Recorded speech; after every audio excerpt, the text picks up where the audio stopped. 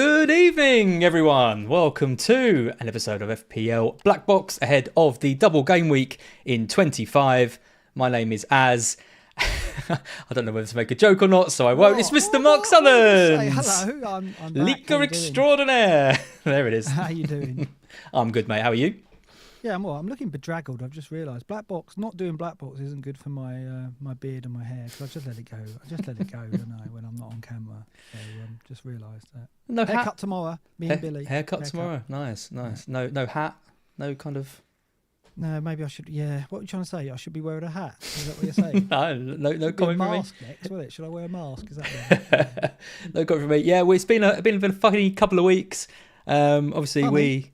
Yeah, well, how you describe it? Not funny, funny, kind of strange. But we couldn't not do a show ahead of the big double game week in 25. Obviously, we've got loads of FPL stuff to talk about. Nice from Jammer there, some belated Valentine's love for Mark and Az. I have very much felt like your protective wife over the last couple of weeks with everything that's been going on. How are you? How are you feeling about everything? First of all, you need to turn me up because people are saying I'm too quiet or very quiet. So I don't know what's going on there. But you did a sound check and you said everything was fine. But it always is until we start going. Yeah, it's very odd, isn't it? Yeah, let us know if that's better. I can turn myself up here. I've turned you up. I don't want to go crazy. I've turned you up. You should be right. Yeah. Okay. Let us know if that's better. I'm okay. It's I'm quite zen about my FPL team. At the moment, it's kind of not. I wouldn't say it's picking itself, but it's not far off. It's been a few weeks where it's kind of gone to plan. I've had luck with injuries again. Having said that, like the Salah injury at AFCON was a bit unfortunate because I had held Salah hoping that Egypt would get knocked out, and they did get knocked out, of course. And then obviously he got the injury, otherwise he would have been back for 24, and that would have worked out perfectly. And then I got Gordon in, and he got injured straight away, although he did play at Forest anyway. So for once, I had a little bit of bad luck with injuries, but actually, I've got to say it's been going quite well. A few green arrows, a good rank. And going into 25, I look well set up, and the chip strategy's kind of decided for now until we get the FA Cup results. So I'm pretty zen-like about how FPL's going at the moment. It's just everything else that's been the issue. Yeah, I mean it's typical, isn't it? I mean with us missing a few weeks, it's come at a time when we're both at our highest ranks of the season. That was last week, but luckily we both got green arrows again going into this. So we're both. I mean, you are flying 22k. Wild.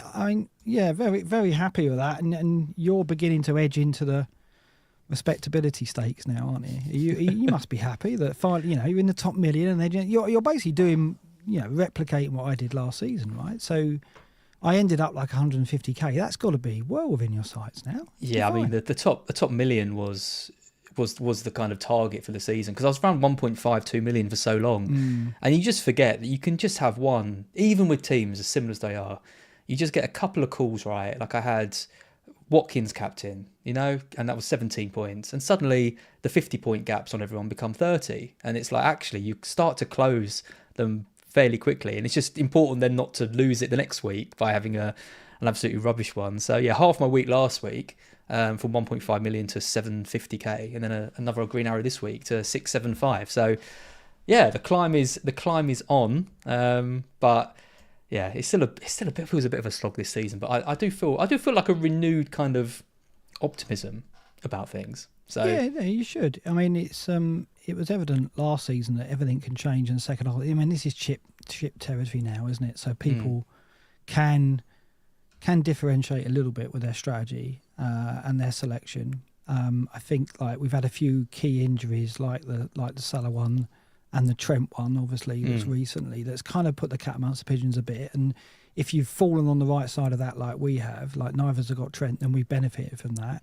So even though teams have been going into the second half of the season quite similar, well, very similar, the template's very strong, this is the time where things can occur with chip strategies and the amount you commit, I guess, to double game weeks and blanks, the amount of hits that you take and how aggressively you attack them. So there's room for variation, and if you fall on the right side of that, you can get some big gains. There you go. So yeah.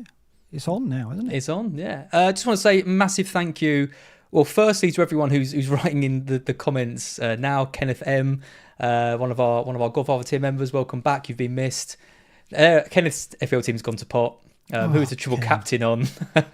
Is Salah even worth considering? Was it wishful thinking? We are going to talk about Salah. He is the poster boy for this episode, so don't worry about that.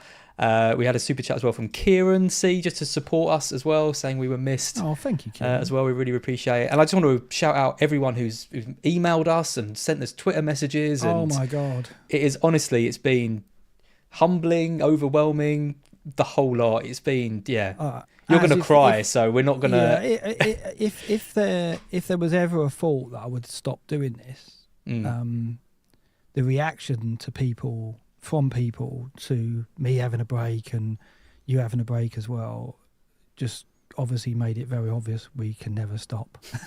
This is it for life now. Because... it's just amazing.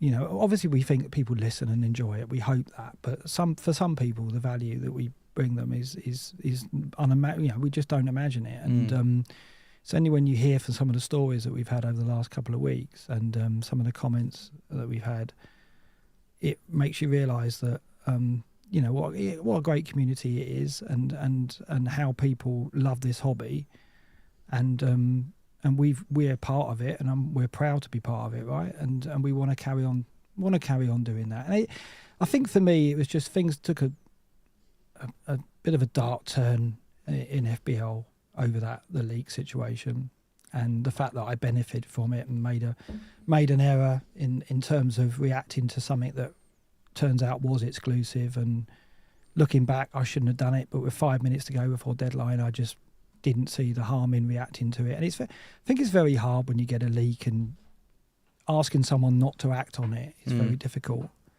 We had that earlier in the season, didn't we, with the Gabriel and Saliba stuff? Like, people were saying that Andy shouldn't have announced it on the stream and all that. And it has put a lot of people who play the game, who are awake and around at deadline, who benefit from the leaks, in a situation where they are getting an advantage. And I've said before, it doesn't feel great, does it? It doesn't feel great when it's public information and you get a benefit. So you can imagine how I felt when I realised that it was, it wasn't widely known. And I was obviously very pleased that Walker did nothing. It had no impact, so I didn't get any benefit from it in the end. But it still felt, for me personally, it was difficult to deal with, because I was like, I feel like I've got an unfair advantage in the game that I love, and the integrity of the game, and my own integrity was in question, and I just couldn't deal with that. I was like, well, I can't go on camera and talk about FBL at the moment when I feel that way about how I've played the game and the advantage I've had this week. But as I said, it wasn't an advantage in the end, and I just had to deal with the whole, reacting to it when perhaps I shouldn't have done. And I've learned my lesson. Like, I'm not going to be looking at WhatsApp with 5 minutes to go before deadline now. I'll look at Twitter because it's public, right? But looking at WhatsApp is there's a chance that what you see there might not be public, and then it is an even bigger advantage. Just to clarify, if anyone's listening to some pod and thinking, what the hell are we talking about? What basically happened was some information came to us in a WhatsApp chat. Not that we were seeking out any kind of news before the deadline, and it was basically that Walker was benched. And you probably know, if you're on Twitter, some accounts benched Walker because there was a bit of news, home to burning, because there was a bit of news that went around, and Mark got some real stick from it, and some of it kind of, I don't know, not justified, but kind of light-hearted-ish, but other people went really, really hard, too hard, and it was kind of the toxic part of Twitter coming through quite strongly. I thought. I mean, my take on it is I won't share leaks that I get, because, as I put in my post originally, I'm affiliated with the Premier League. They hate leaks, and if someone messages me something, I won't share it, because I can't, because I've got the thing with them. That said, in the years that I've been playing FPL, for anyone who thinks there's this big community WhatsApp chat that we're all in and getting leaks, I have never had. The only leak I've ever got before this one was Livramento starting a few weeks ago, and I played him and he was wrong. So it's very difficult to know what to do when you get information that hasn't been completely verified, which is what we had. We had might be benched? Yeah, Is the information we had? It was a might be. So I didn't actually know what to do with him. And the thing is, I think part of it as well was my first tweet. Where if you read it back, it looks like I was saying I was going to bench him anyway, so the information made no difference. That's not what I said, what I meant. And the minutes later, I replied to my own tweet saying, "Oh no. To be clear, I was worried about Walker not starting. It tipped you over the edge. I did start him, and when I got that might be benched, I obviously then benched him. But no one read that reply. They just read the first tweet, and then they were like, "Oh, Mark's a liar." And it's like, oh, okay, right. I mean, what do you like? No one's going to read the thread. Your son in the chat. Good, this isn't like an apology video. I love that. Does he mean good? I think he means God, doesn't he? God, this is like. I think he's happy that we're not really apologising for it. What just one thing just to mention is it was interesting that obviously we had a similar situation this week, ironically, with Walker again. Being benched, but this time the information was public. And it was definite. And it was an X next to his name, so definitely out. Right? No outcry. This time, no one getting scapegoated, none of this. And I was listening to Juice a few weeks ago, and Nick made a really good point in the sense that in Twitter, we're essentially like one big mini league competing against each other. And it's not like when you get these leaks from Twitter, you're going out to your other mini leagues and being like, oh, by the way, did you know Walker's bench? You probably want to do it. Like Nick was doing something like his dad's, his soccer dad's football team that he, is a part of with all the kids that they coach. Is he going to go to that league and say Walker's bench? Of course he's bloody not. So he's getting an unfair. You're still getting an unfair advantage from those that aren't on Twitter anyway. This is it, right? People. I mean, there's people saying, "Oh, what? The leagues aren't hurting the game." They are hurting the game because it's creating an imbalance in the user base, the player base, whatever you want to call it. And those who are awake and around at the time of deadline get a huge benefit now because there's a good chance 50% of the time there's a leak. It'll happen this week. Liverpool are playing early, aren't they? So there'll be all kinds of leaks around that, whether Jota's starting or whether Salah's starting, of course.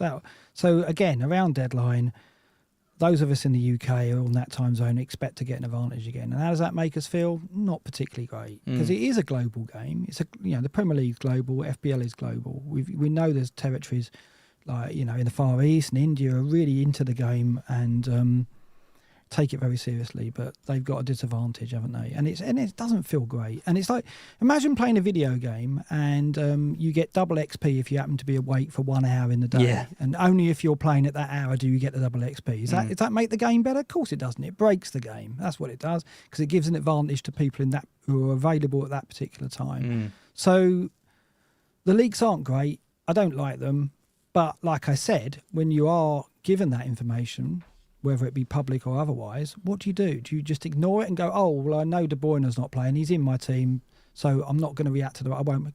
It's very hard to deal with that. I don't think there's any of us who would go, I know the information, whether it be public or not, and I'm not going to act on it. I mean, if I get anything exclusive now, I'm going to ignore it. Because I'm not going to make myself feel like I did last time. But if it's public, really tough, isn't it? I think. And the thing is, I don't blame the leakers themselves either, posting the information, because, at the end of the day, if you are posting it and people are using it and benefiting from it, gaining point. I mean, a lot of people I saw benched Walker this week and bought in Gabriel, to get 12 pointers, and the leakers would argue they're informing people and putting the information out there in a public space. I don't blame them for doing it. I think it's the game that there needs to be something that happens within the game to make it more difficult. And whether that is bringing the deadline back to the night before, or whether it's bringing the deadline forward to when the games kick off. But then there could be even more leaks for the 3:00 games and even the 5:30 game on the Saturday. It's really hard to know what the best solution is. There's got to be something they can do. And I like to think, because they want it to be a global game and they don't want anyone in any territory to get an advantage, that eventually they will do something to level it out. I think they've got. I think they've got to. I know they're nervous to make changes to the game, but at a point where people in, like I say, Far East and India start to feel like they're at a disadvantage, or in the US, big territory, right? So these are important places for the Premier League, and FPL is a big part of bringing people to the Premier League website and broadening the Premier League appeal. If half the user base feels at a disadvantage, it's not good. So I think and I hope they've got to change something. What was so strange about that Walker one was how kind of far in advance it was from when Man City played. because it wasn't the early kickoff, was it? It was later on, wasn't it? Wasn't the next? Yeah. It was the next. Wasn't it on the Sunday? The leak came on the Saturday, and it was the Sunday. So know. we were all waiting for the Sunday. What, the one that's just gone? You mean? No, the one before, the one where he was out of the squad for the personal reasons. Oh right. Well, he wasn't out of the squad. He was on the bench. On the bench, sorry. Yeah.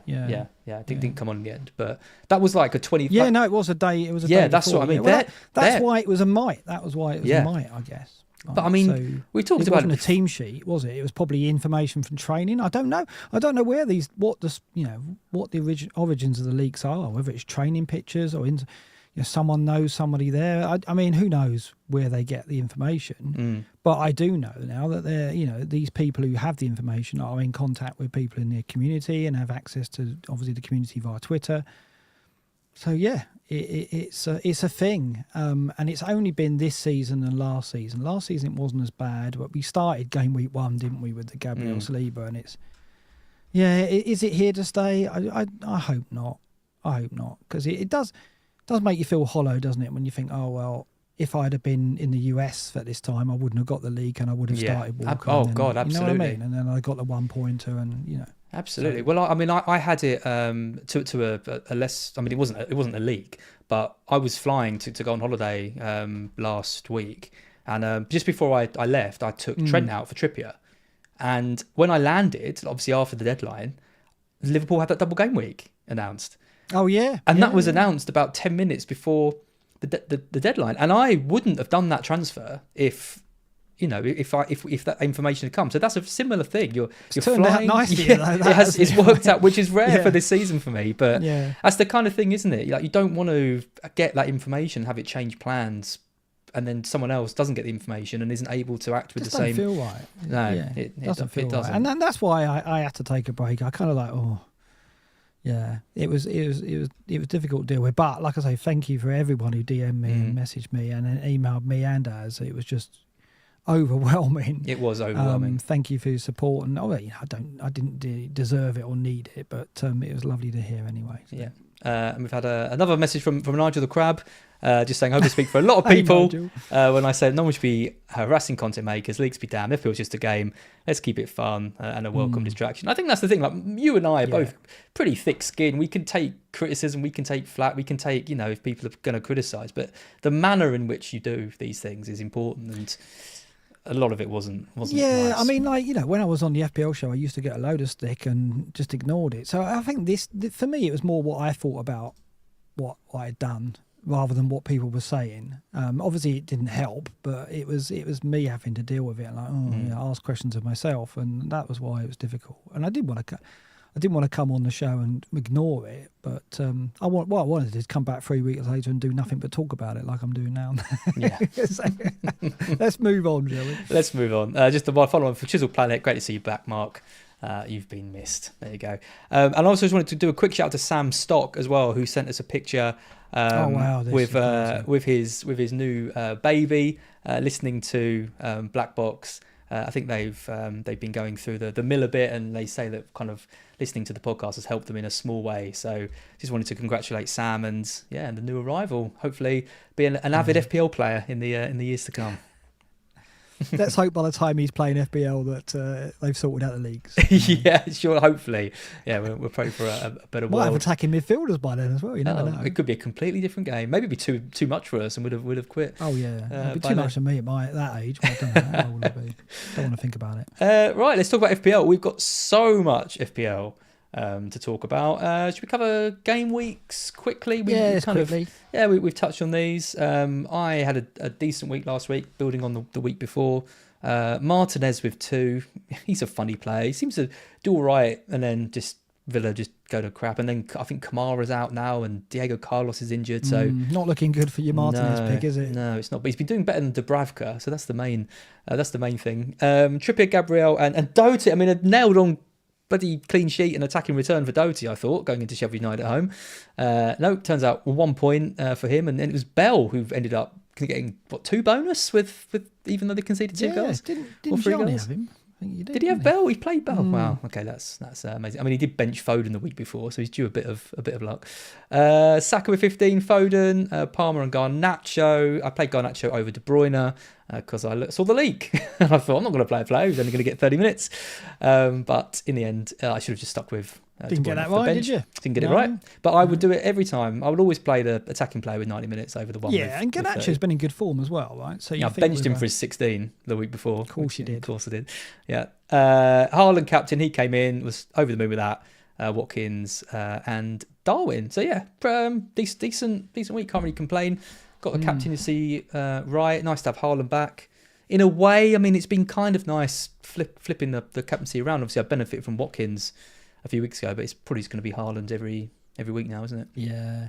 It kind of is, isn't it? I mean, it is kind of muddied a bit by the double game weeks and the blanks, though, isn't it? So somewhat, but like we've got the Solanke double coming up in 28, which will obviously probably put it on Solanke, right? So, but really, we're in. Yeah, it's like the reverse of last season, isn't it? Because we went into the second half of the season. That's when people were looking at Rashford rather than Haaland in some weeks. Whereas now Haaland's back, it's like, is it going to be Haaland till we land? Maybe, but we'll see. I think I'm still in the camp that I'd go against Haaland in an away game. I'm not sure I'd go against him in home games. That's the thing. And he's got two of and them this week, of course. Yep. He's got two. Yeah, absolutely. Your week, I mean, very, very similar teams. I think we've got 9 of 11 the same players again. So we were similar, weren't we? Like about 3 or 4 months ago, we had almost identical teams. Not identical ranks, unfortunately, but identical teams. And then we kind of went our separate ways, but now we've kind of come back. It's your Dubravka to my Martinez and your Jota to my KDB. Is that the only change? Is that the only differences? Yeah, you've got Bailey and Walker and stuff, but this week you benched them. So, yeah, it was 9 out of 11, the same. Yeah, so Dubravka 1, Trippier 4, Gabriel the 12. Crazy to get more returns from him. I know. Doherty the 1 point. Saka came in with 15. I mean, look at ever since we started doubting him, he's just been fantastic in terms of output. I mean, the data was always in support of him suddenly having this spell, and lo and behold, it's arrived. Foden 3, Palmer 10, never let us down with the 2 assists late on. Jota, the transfer in for Gordon, got me to 7, which so just about paid off. I think I was 2 points down on the hit in the end. Watkins 2, Darwin 6, and Haaland captain. And I did talk to you about. I said I was tempted to bench boost. Glad I didn't, because obviously just the 8 points on the bench. Walk on your bench, Mark. It's a bit. Third sub as well, because I got a tip off. No, I mean, I probably would have played him, but I swapped him round for Trippier when the news came out. Yeah. So a lot did. Like I said, a lot. I saw quite a few people with Gabriel Sleeper on the bench, Walker playing and swapping him around. I mean, what do you do with Walker now? Oh, you keep him. You keep him. Yeah, you think he gets both in the double? No. But then, who does? I mean, I think it's very difficult to spot assets who are going to get both doubles. I think you've got Van Dijk and you've got Haaland, but outside of that, what other popular double gaming assets are guaranteed 2 fixtures? Maybe Foden. Could maybe argue Ake now with Vardy out. Yeah, Ake possibly. I mean, Ake's the go-to from Trent, I think now. I would say. Yeah, I think so. I was leaning towards Van Dijk until the news with the extra game in 26. I think Ake looks a great option. Chisel Planet, when did Az get a better rank than me? Accidentally used the triple captain and 3 hit chips. Nope, not yet. Still got those to play. Thank you very much. What does all this mean for the great and the good? Well, I'm not bottom anymore. I've overtaken FPL Guns. Last year's winner. You're overtaken. Overtaken, absolutely. He was the only one in the great and the good to go for a Darwin captaincy. Shout out to Yelena as well, who, when we landed on the plane, we were both happy because Haaland got his brace and she checked her team and had accidentally left the captaincy on Darwin, not made the move. So you can imagine how happy she was with that. But yeah, it was very much Haaland captaincy. I think he's 100% owned now, again in the great and the good. So few of us held off last week, you and I included, but obviously not going into this. You've slipped down. You slipped down to 4th, despite being 22k in the world.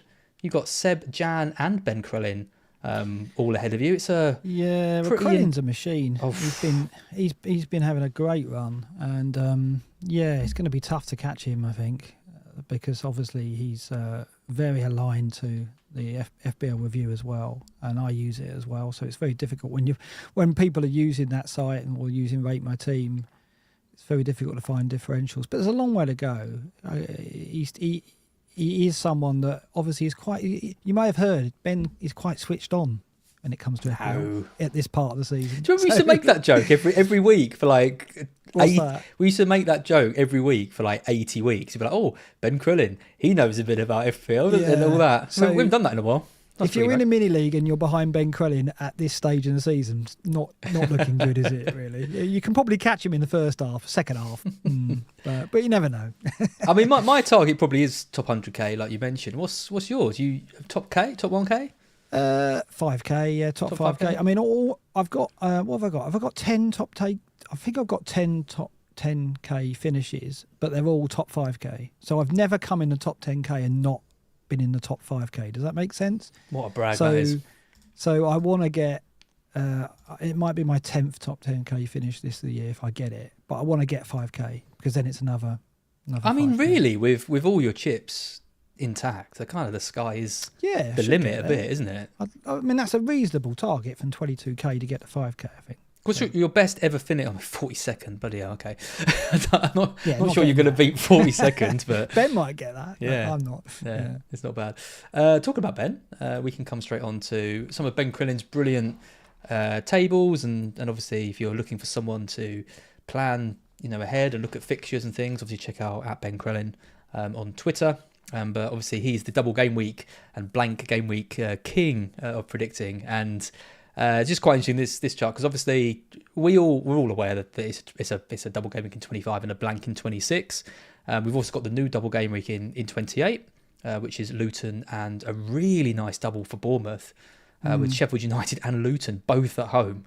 Unbelievable. But what is just absolutely keen, if you take one thing away from this podcast that you're listening to today, it's you have got to have a plan for 29. Because, I mean, look at these probability odds that Ben has put together. I mean, we're expecting probably, 5 fixtures in only this? expecting 4. Yeah. I'm expecting Luton to lose to City and Forest to lose United. One of those outcomes will happen in the FA Cup, which will mean that Forest, Luton, I think both have got to happen for that fixture to be on. I think both will happen. I think Forest will lose to United, given that United are now... kind of rejuvenate, and I think Luton lose to City, so that one should drop in as a 4th fixture. I don't know if I can see a 5th really. That's very likely to happen. I mean, they're all above 50% to blank, other than that one, aren't they? Yeah. So I think it is very slim pickings likely for game week 29. We might get some shocks, and obviously if we do, that's going to change the shape for 34 and 37 doubles, isn't it? Because obviously the 29 blanks are feeding those doubles. But right now, the odds say that we're going to get 8 teams available to us. And I mean, we've been doing a bit of last minute revision on on chip strategy before this pod, and it is interesting because I think the triple captain. I mean, I'm not 100. Obviously, you might have plans for it a bit later on down the line, but I mean, Haaland obviously looks unbelievable. I just don't think you need to overthink it. Personally, the triple captain on Haaland just looks perfect. You could go for a Solanke triple captain in 28. In 28, yeah. 2 good home fixtures, but of course you're also backing against Haaland in this double, because for that triple captain to be worth it, you're going to need Solanke to outscore Haaland in this double. I don't know. I just think that's incredibly unlikely. The only way I wouldn't be putting it on Haaland is if I'm playing another chip. But I don't, we've got some chip strategies to look at. Some people might be bench boosting in 25. I get it if you've wildcarded into 25, before 25. Some strategies on screen here. The overwhelmingly popular strategy, I think, will be the triple captain in 25. People might be free hitting. People might be bench boosting, as you see with strategy 5. Oh, there's 2 strategy 5s on here, just realised. Strategy 5 and strategy 6. Right, you can tell we did this before we started. But I don't think you can turn down Haaland with 2 fixtures, having just got back to fitness, and the brace he got against Everton was a kind of, I'm back, wasn't it? It was a statement, wasn't it? There was enough there to go, I can't back against him. I think off the back of the Brentford performance, I watched that and thought, is he full fitness? Is he ready? and then Everton just convinced me. So that was it. I just don't see why you wouldn't triple captain him, unless, like I say, you've been building up to a bench boost in this game week. And then, you're going to play triple captain in 28 then, as this graphic shows. In all likelihood, you put it on Solanke. Because he has got 2 very good home fixtures as well. But is Solanke in the same realms as Haaland? Of course he's not. He just isn't as an FPL asset.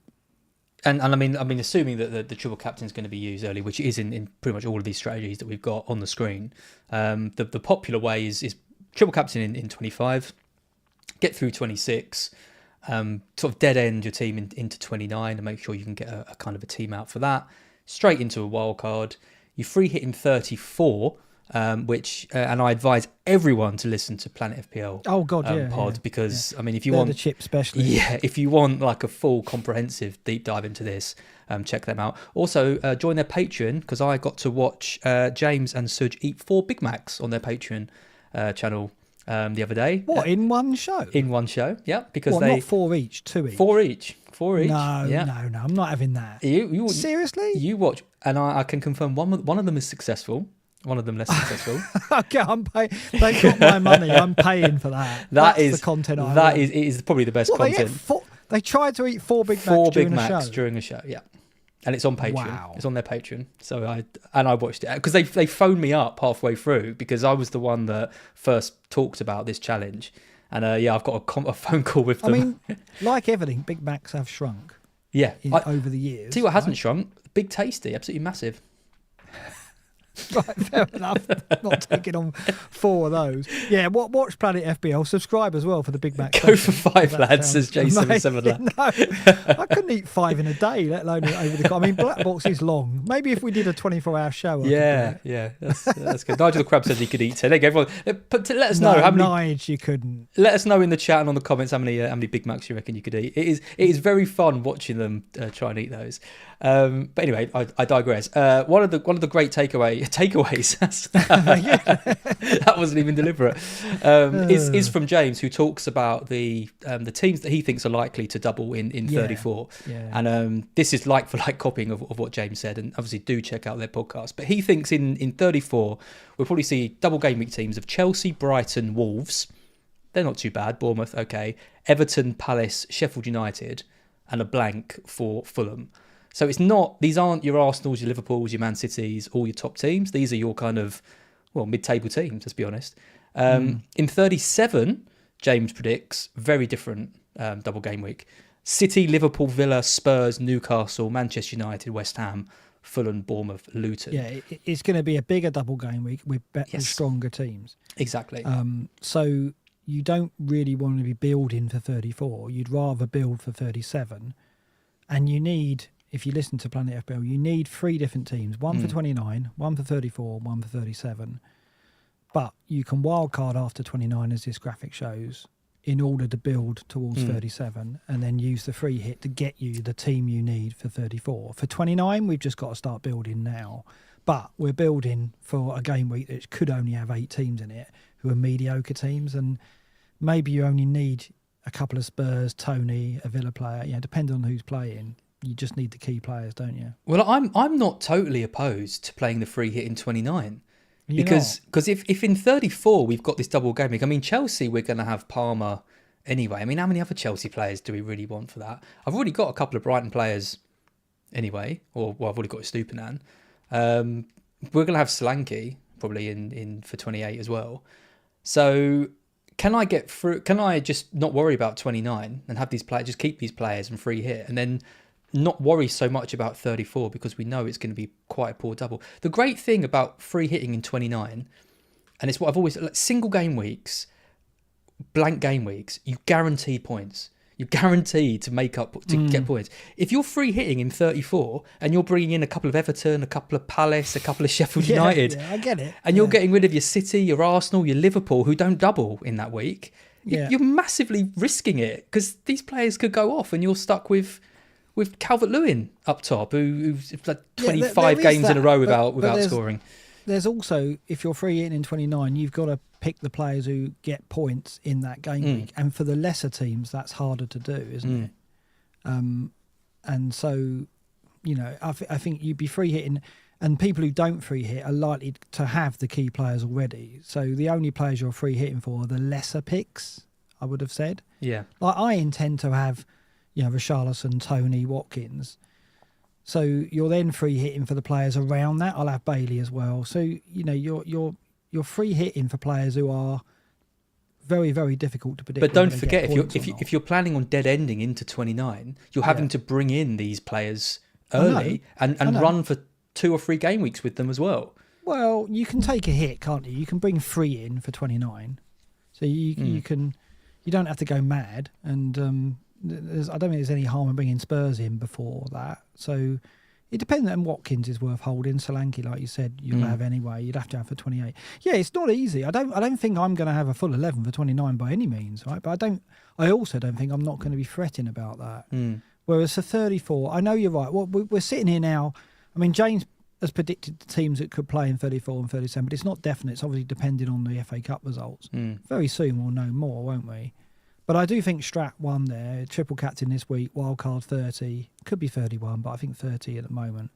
Free hit 34, bench boost 37 is the way to go. Bench boost 37. You might as well just spend it in a random week, by accident, really. Simicast 18 points, I'll take that. Yeah, exactly. I said before we came on in, I'd be interested to know, because obviously with if people are planning for the bench boost in 37 and wildcarding in game week 30, you're going to have to leave some money to have a decent bench, unless you're going to go with Bell and, I don't know, 4.5 mid and whatever, but you're probably not. You're probably going to want to have, a strong... But what have we seen over the last few weeks with benches?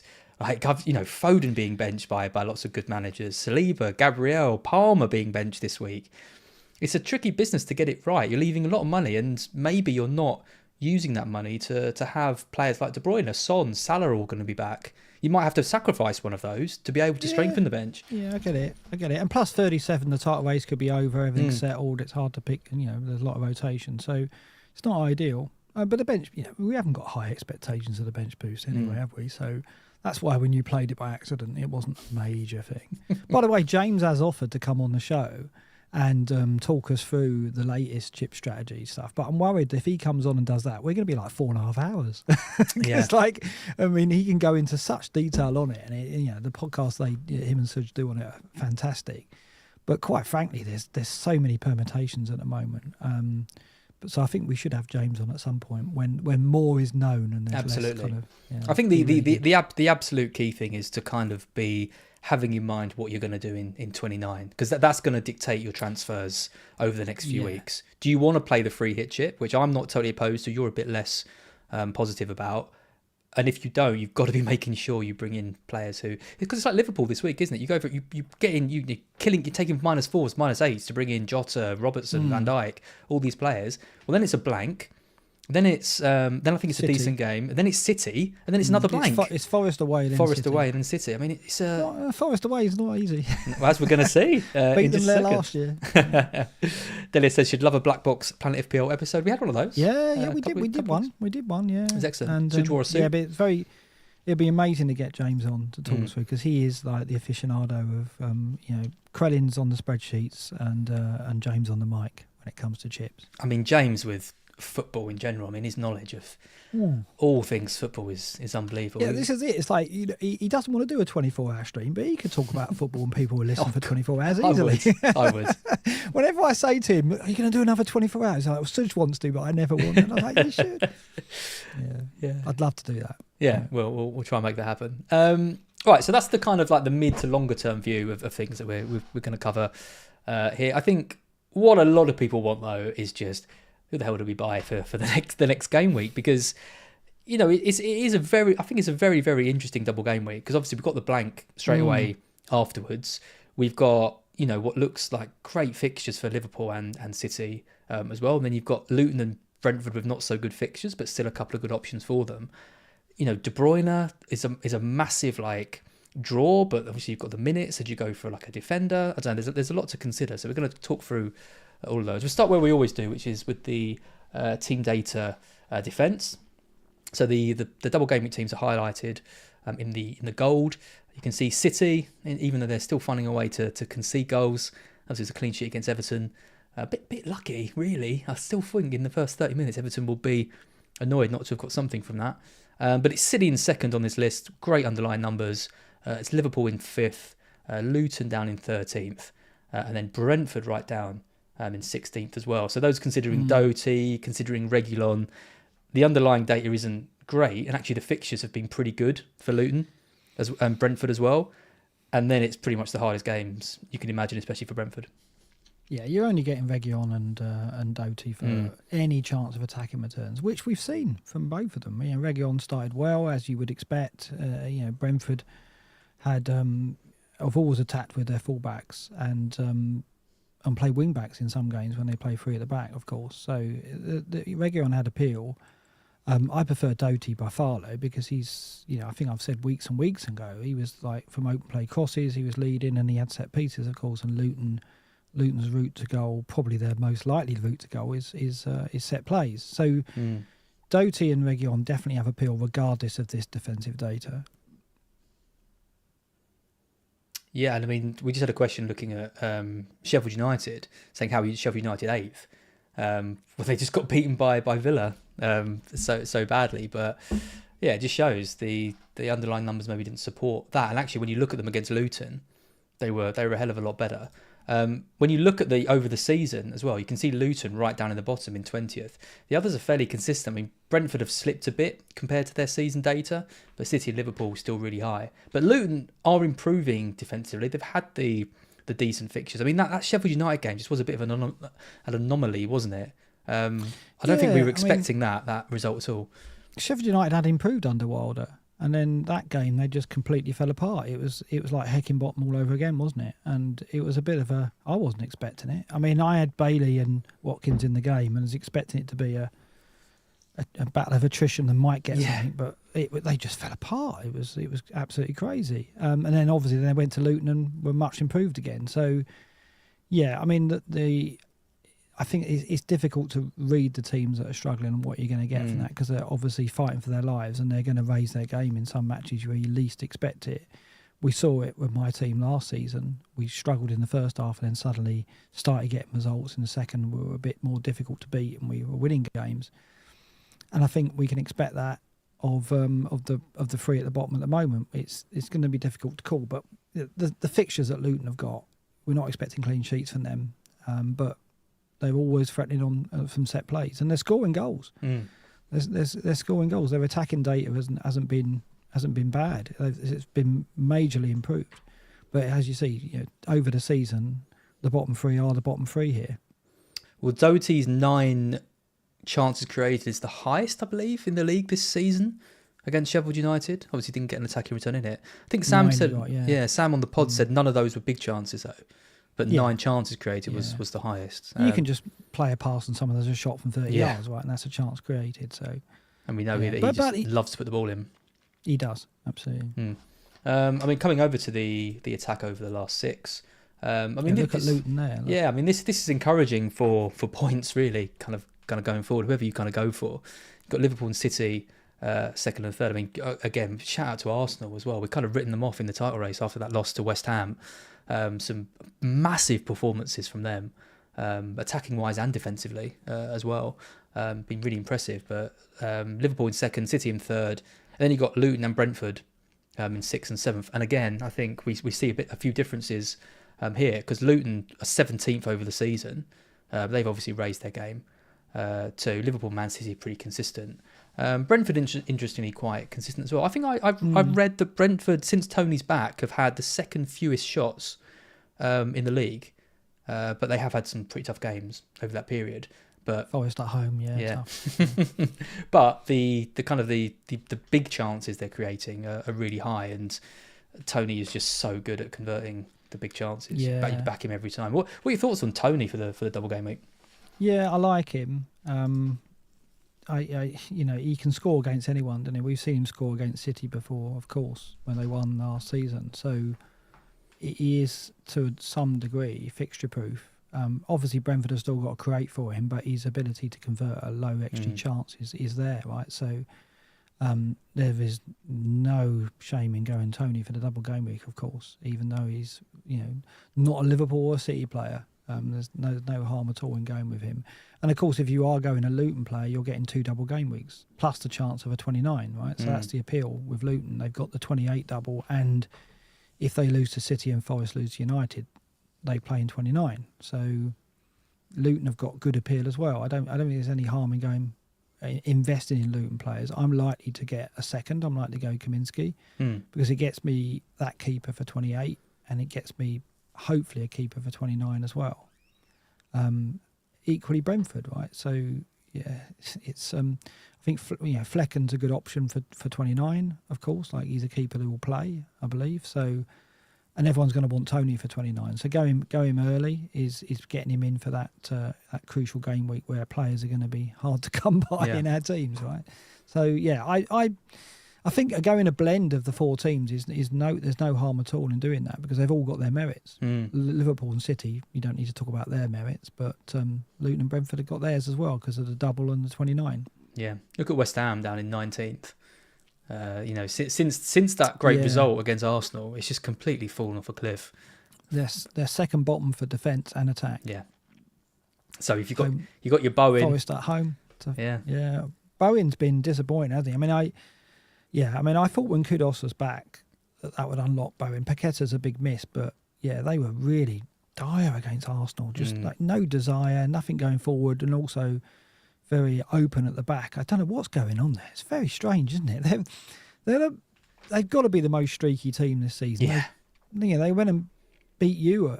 Went to Brighton and schooled you, didn't they? And they did the same to Arsenal. Really did a job on Arsenal at the Emirates, and yet they were embarrassing at home to Arsenal.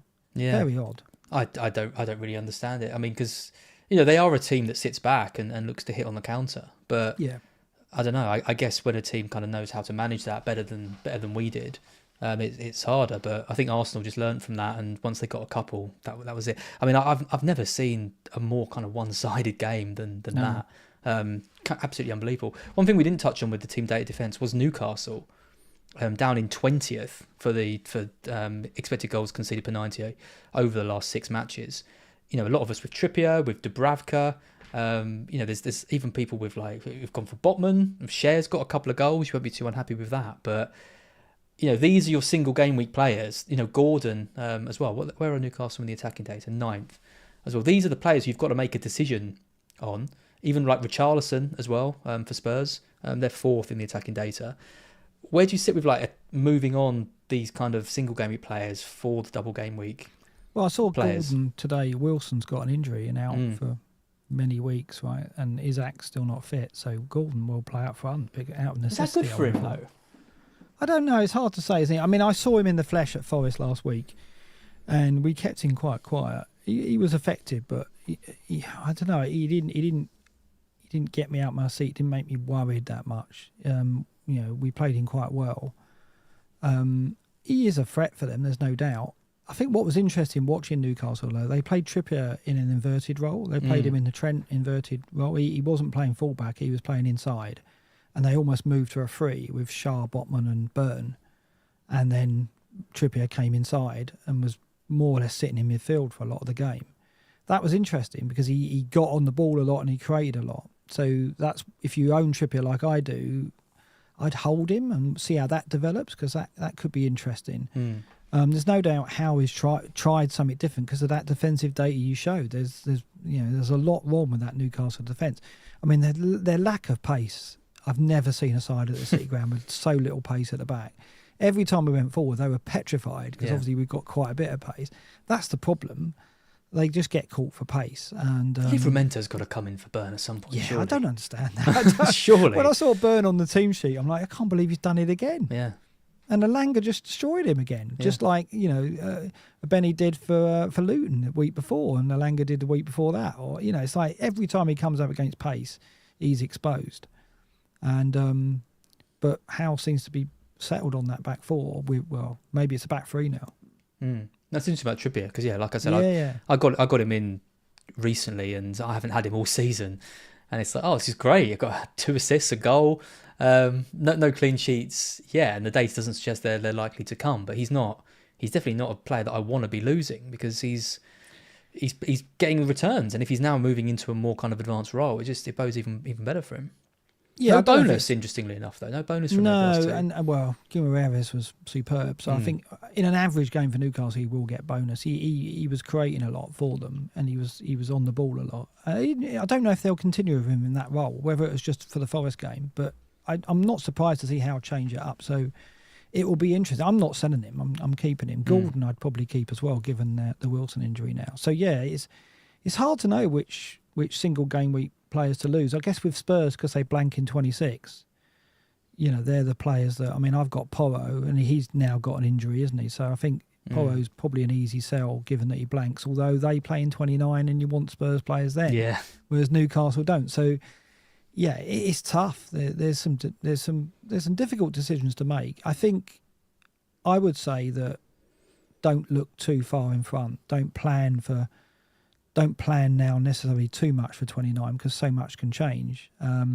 So if you look at your team and think, I need to sell Porro in 26 to get 11 out, I wouldn't be against that much, because let's face it, he hasn't been that effective. So if you go into 29 without Porro, I don't think it's a disaster, really. He is one of their better players, no question. But Spurs don't keep clean sheets, and his returns have really fell off a cliff a bit, and we expected losing that with Maddison back. Yeah, so I was going to say he's lost some set pieces to the Maddison as well, which doesn't help. Yeah, I sold Porro last week for Doty, because I was expecting bigger things from him, really. And the thing with Spurs is they've now obviously got kind of like a full strength team back now, and having Van der Ven and Romero and options at centre back as well. Finally got rid of Dyer, who's been hanging around for a while. I think they're looking good for the second half of the season, but I still think defensively they're a bit suspect. So maybe Porro is one to move on. Let's cover by position then. Let's start with goalkeepers. You've already mentioned Kaminsky, who I've seen popular. Harry bought him in as part of a -8, for example. Praz went for Alisson, who unfortunately caught the flu, so didn't play. How unlucky have you got to get for something like that to happen? Flecken obviously had the big number of saves against Man City. That's crazy. I think it was 12. Was it 12 saves? Something like that. I think he made 9 in the first half. Yeah, absolutely crazy. And again, to talk about Planet FPL, I was listening to the Brentford City correspondence, and the Brentford correspondent said basically City targeted Flecken because he's been so poor all season, but he kind of stepped up to it. But I've never seen City take so many shots. Normally they work the ball into the box, they create like good opportunities. They were just like bang, bang, bang. They played all their attacking players in one game, and we're just like, we're going to just try and absolutely blow them out of the water. And like he said, they stood up to it, but I think they're going to have a big job on their hands in the reverse fixture. And then you got Ederson. What do you think about Ederson? He is just... I see so much pain from people who own Ederson. Nothing's changed. I don't want to go near him. No, even having a City defender is it's tough given the defensive data, the lack of returns that you get from them at the moment. I think it will turn around. I think City will keep clean sheets in this run-in now, because it's a results business, and City will get results. And whether they win games 4-0 when they only need to win them 1 or 2-0, they won't play with a handbrake off, and I think they'll keep more clean sheets. So I do think it's worthwhile persevering with a City defender for this run-in, because looking at the average clean sheets that City would get, they should have a better run in this second half of the season, and Ederson should reward. But I guess he's the safe pick if you're picking a City defender, right? He's going to start, but I think I'd rather go for a defender and have the chance of an attacking return myself, because there are cheaper keepers available, as we know, and I think Kaminsky's very appealing because of the 2 doubles and the 29 fixture. I think there's always a cheaper keeper that I'd rather look at rather than go Ederson myself. I guess it's difficult because obviously Ederson has the game in 26. So if you're like me and you've got Turner, for example, you can't get Kaminsky or Alisson because they haven't got the game. Whereas if you've got Areola, like you have, although he hasn't exactly been great lately, but at least you've got that kind of playing keeper, so you can go for the other one. Out of those 4, I think I'd lean towards Flecken for the double, but you're more on Kaminsky. I don't know. I don't, Well, yeah, because Kaminsky's got the double in 28. yeah. So you're getting 2 doubles, aren't you? Plus, there's a good chance you get 29. I guess it's how much you're worried about 29. I think there's a very good chance that Luton and Forest both lose in the FA Cup and that fixture is on. And therefore, Kaminsky gets you 29 and 2 doubles. I'm willing to risk that, I think.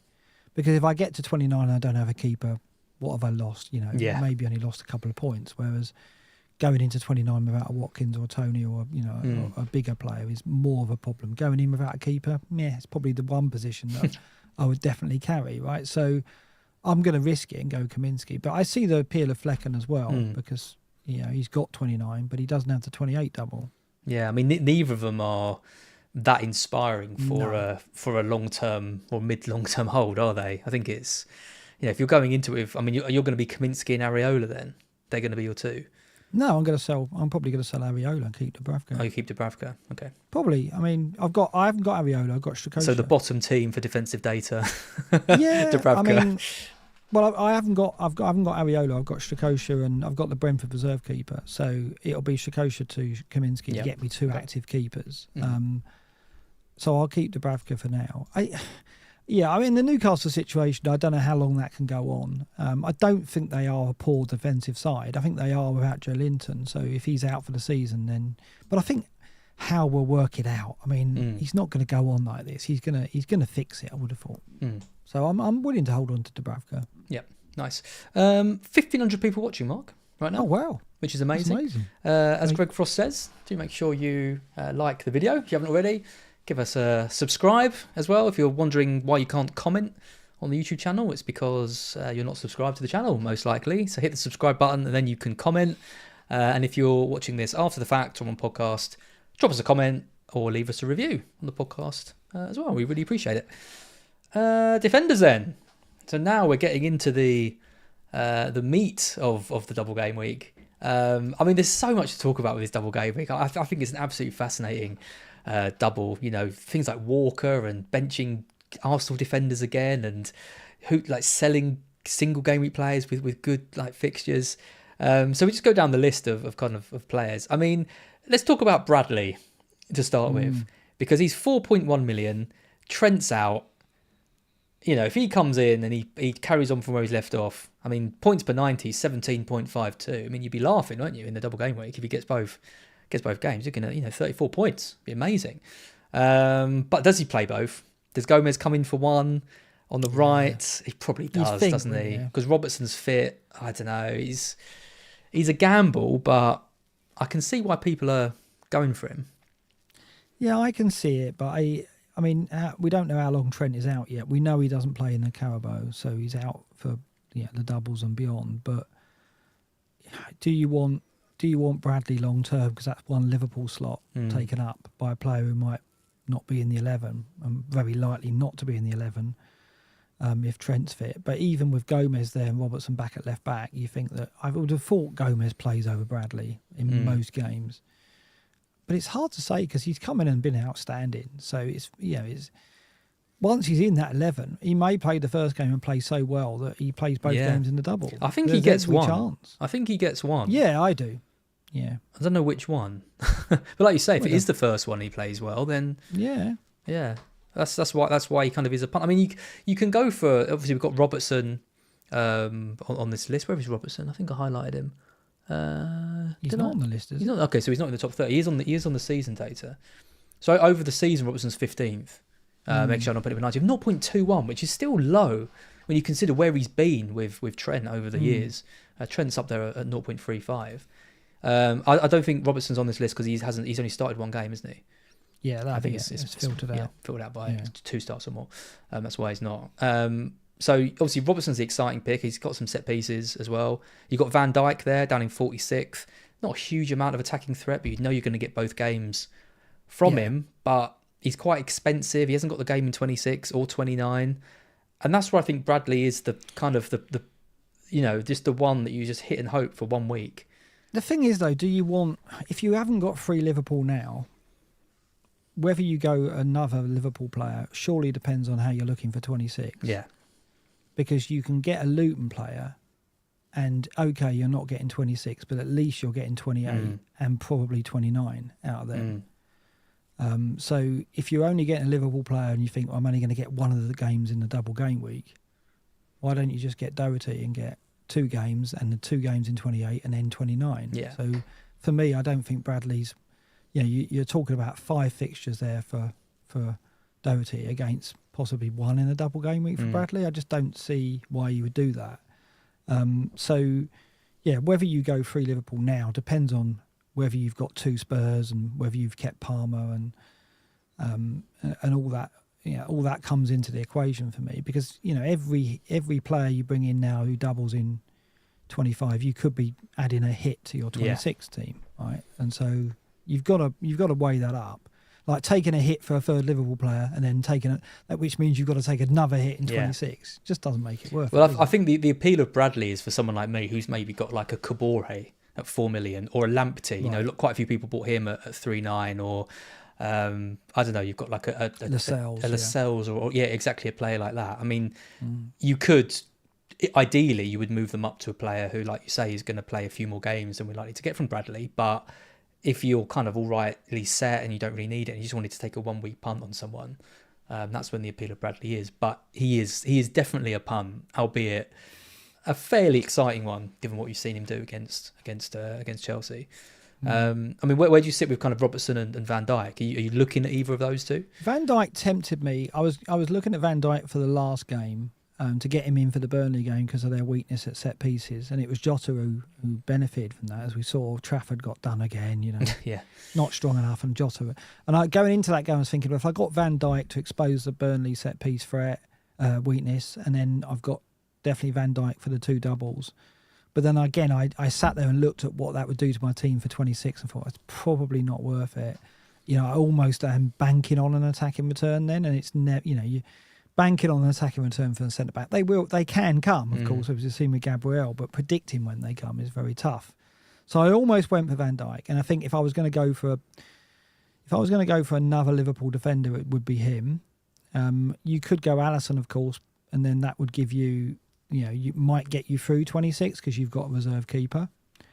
So there's appeal for Alisson if you've got that keeper who plays in 26. But I think for me, the ship sailed on Van Dijk when I didn't get him for Burnley. I think that was the time I was going to move for him. But I see the merits of him. Yeah, I mean, Robertson has obviously got a bit more attacking potential, but I just don't really feel like he's the same like level of status as he's been in previous seasons. Like, I wouldn't be surprised if Gomez played at left back in one of these games and Bradley was on the right. You know, because they've got the cup final coming up. He's not like the most integral part of that. A few years ago, him and Trent were they were the main focal points of the attack, obviously along with Salah.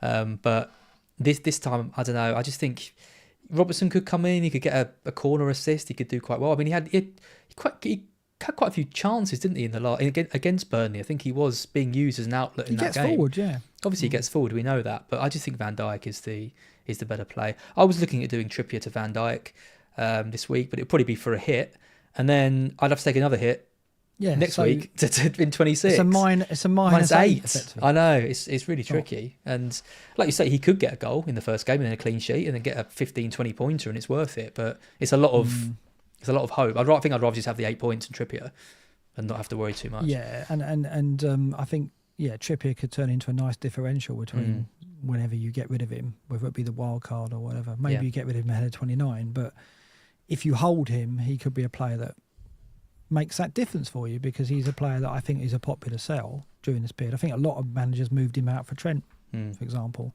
and so won't go back to Trippier. They'll probably go to an Ake now. So suddenly, around our ranks, Trippier's probably lower owned than he was a few weeks back. Yeah. A good point from Mitchie as well, that Simicast is back. He came off the bench. Is he? In the last game. That. Yeah, he came off the bench as well. So that's another option they've got at left back. Yeah. So I think that kind of eliminates Robertson, doesn't it, really, as an option? Yeah, and Bradley to some extent, I'd say, as well. Yeah. Because it's more likely Gomez can move across. Yeah, right? So that's a very good point. I mean, Man City defence, I mean, you've got Walker. You'll be playing him, I have no doubt. Well, it depends what I get on text. But, nice.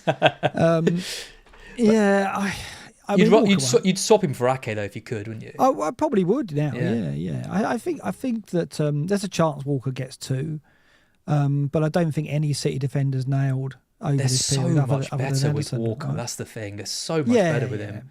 Because Yeah. it just lets Foden just drift inside more, and when he's out on the right, it just doesn't work. But with Champions League in the equation now, and Akanji needs minutes, doesn't he? So I think Akanji will get that spot in one of the games. But that's okay. You know what? I bought Walker because I thought, well, he might play twice in 25 and he plays in 26. That's the thing, right? So getting free City, the appeal of that is they double and they play in 26. Whereas free Liverpool, you're carrying a player, you're carrying 3 players who all won't turn up, and then you're being forced to sell a Palmer or sell a Porro or sell a Richarlison, and then that's tough. I didn't want to be in that situation. So Walker made a lot of sense. And at the time, I thought he was nailed because he played every game, I think, up to that point. And then, obviously, now Akanji's back fit and we've got more rotation because of Champions League. Yeah, it's not a surprise, is it? I mean, I was surprised that Walker had played as often as he did to this point. So I'm not shocked that suddenly there's rotation there. But Ake's the way to go because of the Gvardiol injury, like you said. So, yeah, Ake's the one to go to. And I think he's going to be very popular. He really is. At 5 million as well. He's an absolute bargain, really, because they just haven't got anyone that can play at left back, have they? With Gvardiol out, so I played Lewis there, I guess, couldn't they? And yeah, but yeah. I don't see it. I mean, they got Gomez as well who could play there, so there is some options. But Ake's by far the better player there, I think. And then some of the kind of the single game players I've highlighted here. I mean, Gabriel's just been absolutely incredible. When Saliba scored, I was kind of thinking, that's wasn't expecting that. Gabriel's got the big goal for it. Sleeve must have been absolutely loving it, and then Gabriel comes in and does the same. He's been absolutely brilliant. He's probably going on the wall at the moment on my team. I benched him for his -1, played him for his two goals. It's been great. Porro as well. I mean, with the injury, I think we're going to see lots of people selling him. 5.8 million is quite a lot. Moving to Ake, maybe even moving to an Arsenal defender. I mean, we're so focused on the doubles. There are people out there without Arsenal defenders, without Saka. Brighton of Sheffield United away this week. With Stupinan, Gross. As well. And if you are struggling for players in 26, you might not want to be getting Liverpool and Luton players, right? You might want to be going for the single game week ones. Yeah, and there's a chance. I mean, Chelsea got Leeds in the FA Cup, right? So they could lose that, and then Arsenal suddenly drop into 29, I think, as a result of that, right? So, I'm not. Yeah, I think it. This is the problem of doing too much forward planning. I think this is one of the things I've done in previous seasons is I've come up with a master plan looking ahead 4, 5, 6, 7 game weeks. And then all my strategy is kind of tied to that master plan. And lo and behold, as the weeks go by, it gets chiseled away, doesn't it? It just crumbles in front of you. And then you look back and you think, oh, God, I committed to that plan, which Absolutely. never came to fruition. And I made some decisions that were crazy decisions, but I made them with that goal in mind.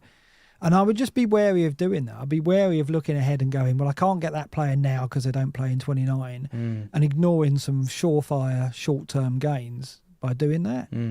So just be careful with that. Don't ignore players with good fixtures in the short term because of 29, because we'll know soon enough as well with the FA Cup games how 29 is shaping up. Of course, we'll get more information.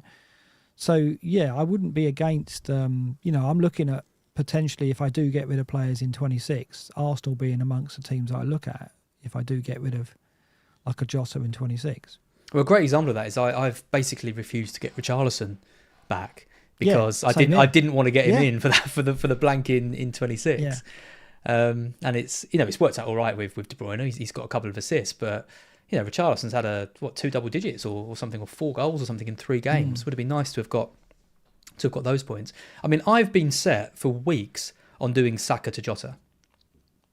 Weeks, that was always going to be the move I made this week, and I don't know if I can do it. I don't know if I can do it now because from what we're seeing from Arsenal, what we're seeing from Saka, worry me too much. Plus Jota, will he get 2 games? If Salah's a factor, will he get the 2? I don't think he will. I don't think he'll get 2 starts. I mean, that wasn't guaranteed anyway, but if Salah's back in the equation and they want to get minutes in Salah before the Carabao, then I don't think Jota will get 2 starts either. So I'd be hesitant about that. Yeah. I mean, Jota could be a player who blows up in the double. I'm glad I've got him.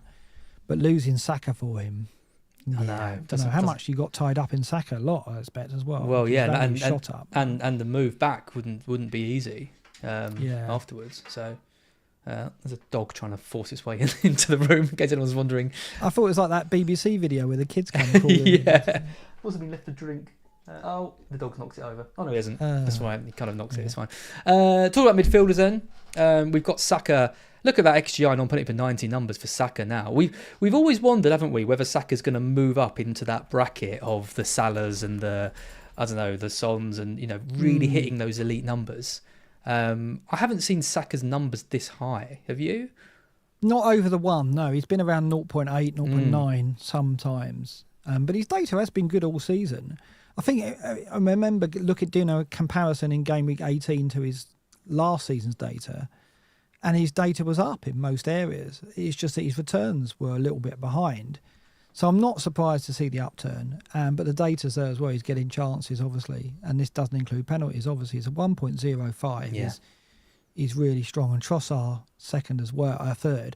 Just shows you as well, if you look down the list, Martinelli's there and Odegaard's there. So Arsenal have suddenly got their attacking midfielders in the top 20, where for most of the season they haven't. Saka's been there, but there's been no sign of Martinelli and Odegaard, and suddenly they're a thing again. So that's definitely worth noting. When you talk about let's not be blinded by double game week assets, let's pay attention to what's going on outside of that. Pay attention to Martinelli and Odegaard, because they're suddenly their data is picking up, and for the run-in, when Arsenal got to win every game to have any chance of keeping City off their backs or beating City for the title, then Martinelli and Odegaard have got to be factors, I think. Martinelli just makes me a bit uneasy because does he? Because look at Trossard there in third. Yeah, I get it. As well, Odegaard as well. I mean, I love Odegaard as a player, but when I watch him as well, like we talked about at the start of the season, didn't we, about what his kind of role is in the team, and it's definitely not the same as it was last season. And the numbers are good, but I don't know. I always worry that he's going to be dropping a bit too deep. But if you look at the season data and look at his last 6 game weeks, there's a jump. There's definitely a jump. He's nowhere near the top 30. No. Right, so he's probably around 60, 70. You haven't marked him out here, but I know for a fact he's been over the season low 50s, early 60s for XGI non-penalty per 90. Suddenly he's in the top 20. So Arsenal look at a more potent attacking force. Maybe that was down to the fixtures they've had in the last 6, but it's definitely worth keeping an eye on. Yeah. I mean, and then sort of coming back to the midfielders as well. Obviously, the flip side of kind of the single game week of the double game week players as well. I mean, De Bruyne in 12th. Interested to get your take on him, because we mentioned at the start the main difference in our teams is, amazingly, with all the money you've saved and all the early prices, I've ended up getting the more expensive asset in De Bruyne, and you've got Jota. He must be a player you're a bit worried about, right? Given how the impact he's had since he's been back has been unquestionable. Yeah, I don't think there's much in it between them. I think they'll probably get very similar minutes over the double and probably very similar returns. So I don't. Yeah, so that makes Jota the better asset, then you'd say. Yeah, right? I think he probably is, because I think, for me, De Bruyne is still being preserved with the Champions League in mind. I think Jota is. I mean, there's a good chance now that Salah's fit. If Salah is fit, Jota could get more minutes because of that, right? It could go the other way, where they go, you know what, we can run Jota into the ground now because Salah's back and we don't have to play. Jota's not someone we absolutely need to keep fit because Salah's back and we've got 5 options instead of 4. So that could work in Jota's favour. Whereas De Bruyne, I think Pep is being still very mindful of the fact that he could go at any minute, and with the Champions League in their sights, he's someone they want to protect. So I don't see him starting both games. I think Jota's got more chance of starting both games, I would say. Okay. But yeah, of course he's a fantastic asset, but so is Jota. So they've both been in previous seasons and this season very, very strong data wise. And look at Jota here, 5 goals, 3 assists in the last 6 game weeks. That beats De Bruyne, 8 returns to 5. So I don't look at De Bruyne and think I wish I had him instead. And you can't have both, I don't think. So yeah, I worry about him, but I'm not terrified. Not terrified. Well, I am terrified of Jota. Are you? Right. Yeah, okay. I mean, I don't know. I think with Salah back and things, I think it makes the move for getting him harder for me, because I'd have to sell Saka, like I said, or probably take a -8 to bring him in, and then that really is a 1 week punt now. Whereas if Salah was going to be out for another few weeks, I'd maybe think, okay, well, I'd give him the Forest and the City game and, kind of go from there. But we don't really know what's going to happen with Salah back. And I think with those fixtures, the way they are, it can kind of be, he can be kind of avoided if I can get through this week. I mean, if he gets a hat-trick and then a goal in the game after, it's obviously an absolute disaster, because I feel like the only person who hasn't got him. I look around all the mini leagues and I think it's like me and Focal were like the only ones that haven't got him. Everyone else seems to have him. But like you say, I think a lot of the people who have got Jota haven't got De Bruyne. Yeah. That's fair enough. Yeah, and I do get the extra game with De Bruyne as well, presuming he starts. I mean, I've probably got to sell Jota into 26, but that's okay because Salah's back, and then Jota's minutes is, Jota's not someone I want to keep long term now. Now Salah's back, because there will be that rotation with the front five. So I'll lose that problem in 26. Phil Foden, 20 points, finally returned for amazed. you. You've never got points from Foden before. It's the first big return I've got off of Foden, and I watched that game. I didn't have Haaland, and obviously a lot of managers did. And I didn't have De Bruyne, so I was watching the game thinking, okay, so City will win the game, and they might win it by a decent margin. And if they do, I've got to sit here and think, somehow, out of a win for Man City, I've got to get no returns for De Bruyne and Haaland, and for Foden to outscore them both. And that's exactly what happened. I mean, it was a crazy outcome. I think De Bruyne get an assist? I think he did. He got one, yeah. And Haaland got an assist. So they did get returns, but obviously they got completely outscored by Foden.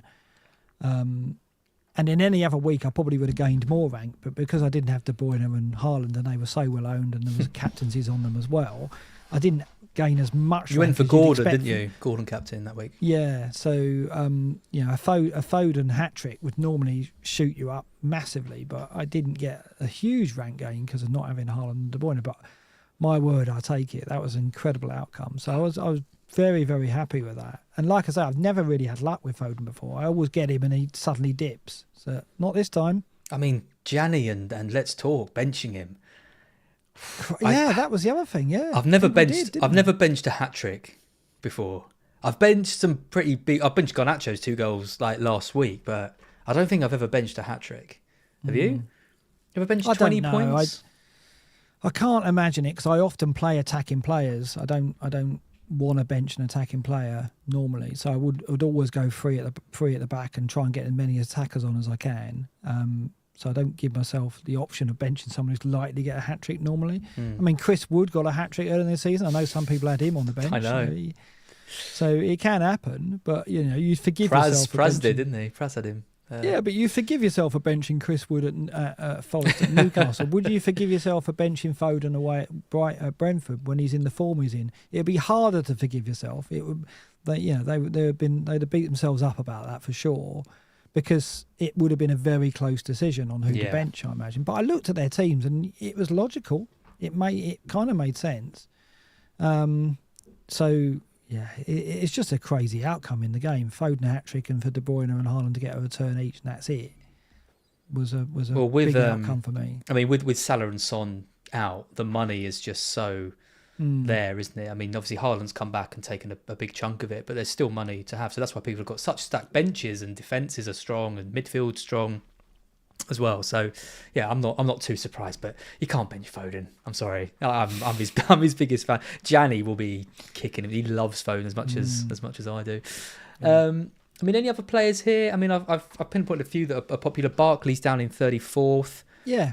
Bernardo Silva's a funny one. Kind of, he's not really playing. He's a problem, I think, if you've got him and you haven't got a Foden or a De Bruyne. Has he got the injury?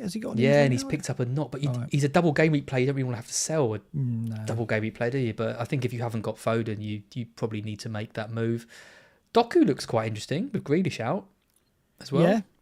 Yeah. His end product is awful, but he should play.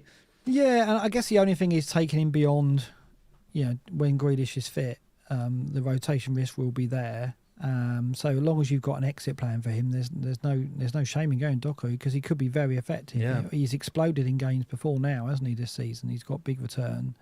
In Big return, just one, 22 pointer. Yeah. So it could happen, and there's no doubt he's like, they get him a lot of ball because he is that player who can unlock the low block. So and they'll have that. They'll face that in the 2 home games they've got. Barkley I quite like as well for the reasons I've said before. He gets you 28 and he may well get you 29 as well. So if you've got a cheap midfielder slot and you want to swap that out, Barkley's not a bad. Look at that chances created for Barkley, 3.22. That's in the top 10 of midfielders over the last 6. De Bruyne is 3.75. It's not exactly hugely different. It's higher than the likes of Saka, higher than the likes of players like Elise when they were playing as well. Odegaard's top with 4.3, but those are some really good numbers for Barkley. Shots are high, 3 shots as well. So yeah, I do like him. 2 goals and 2 assists as well over the time. Yeah, I mean it's forward planning, and it's if you've got a cheap mid, swapping him out for Barkley is the way to go. Like it's I'm not going to do it because it would mean another hit for 26. That's what you've got to bear in mind, right? It's what doing that would give you for 26. Yep. Absolutely. I just wanted to flag Bowen as well. I had to go down and down and down and down down the list to find Bowen. 78th out of midfielders, 0.26. He was overachieving, wasn't he? In terms of XG, he was over delivering, I think.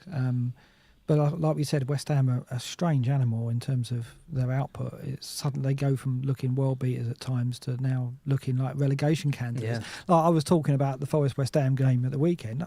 I'd be so disappointed if we don't beat them. Because I think they're so. This is the best time to play them because they look shambolic and low on confidence. So. Yeah, suddenly they're playing like a bottom 5 team, aren't they, at the moment? Yep. Above average FPL, typical will turn up, and the first thing I hear is Doku's Gameweek 11 haul.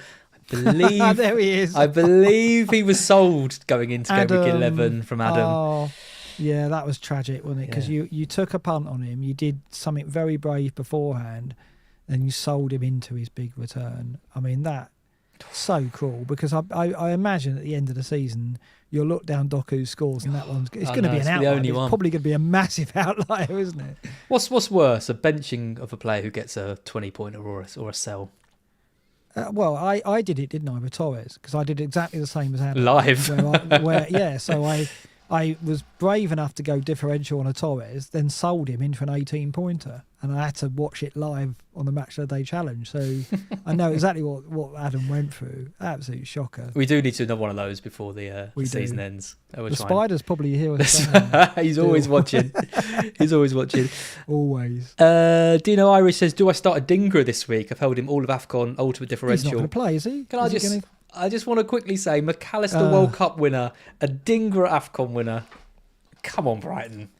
Yeah, hold on, but Aina played for night in the AFCON as well, and he got in the team of the tournament. So I'm not saying anything about it. I think it's a great achievement. Bolly was in the 11 until the end, and Sengare got dropped as well. So we almost had an Ivory Coast player win it as well. But I mean, between us, we basically got we're basically responsible for Ivory Coast winning the whole tournament. Not really, but I was pleased for Dingra. That was good. Man of the match in the final as well. He is a hell of a player. Do I start? I mean, I'm amazed, Dino, that you've still got him. Yeah. He obviously listened to you back in game week 7. Yeah. And if you look, I had to look at his numbers are appalling. His XG on bet 90. It's one of the reasons I ended up selling him. They're right down the basement, but he is a great player. I expect him to come straight back into the team as well, providing he's not out. But Matoma's back, and there's so much talent there in that Brighton team. Yeah, but Dingra plays on the right. Dingra plays right. Matoma plays well. It'd be. I don't know where Pedro's going to come back, but we haven't got a right wing. I mean, to be fair, Buonanotte's come in and done all right.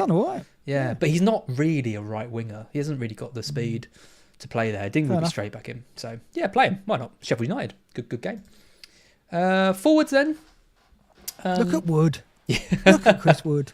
Chris Wood, 0.81. In between Nunes and Haaland, there he is. Unbelievable.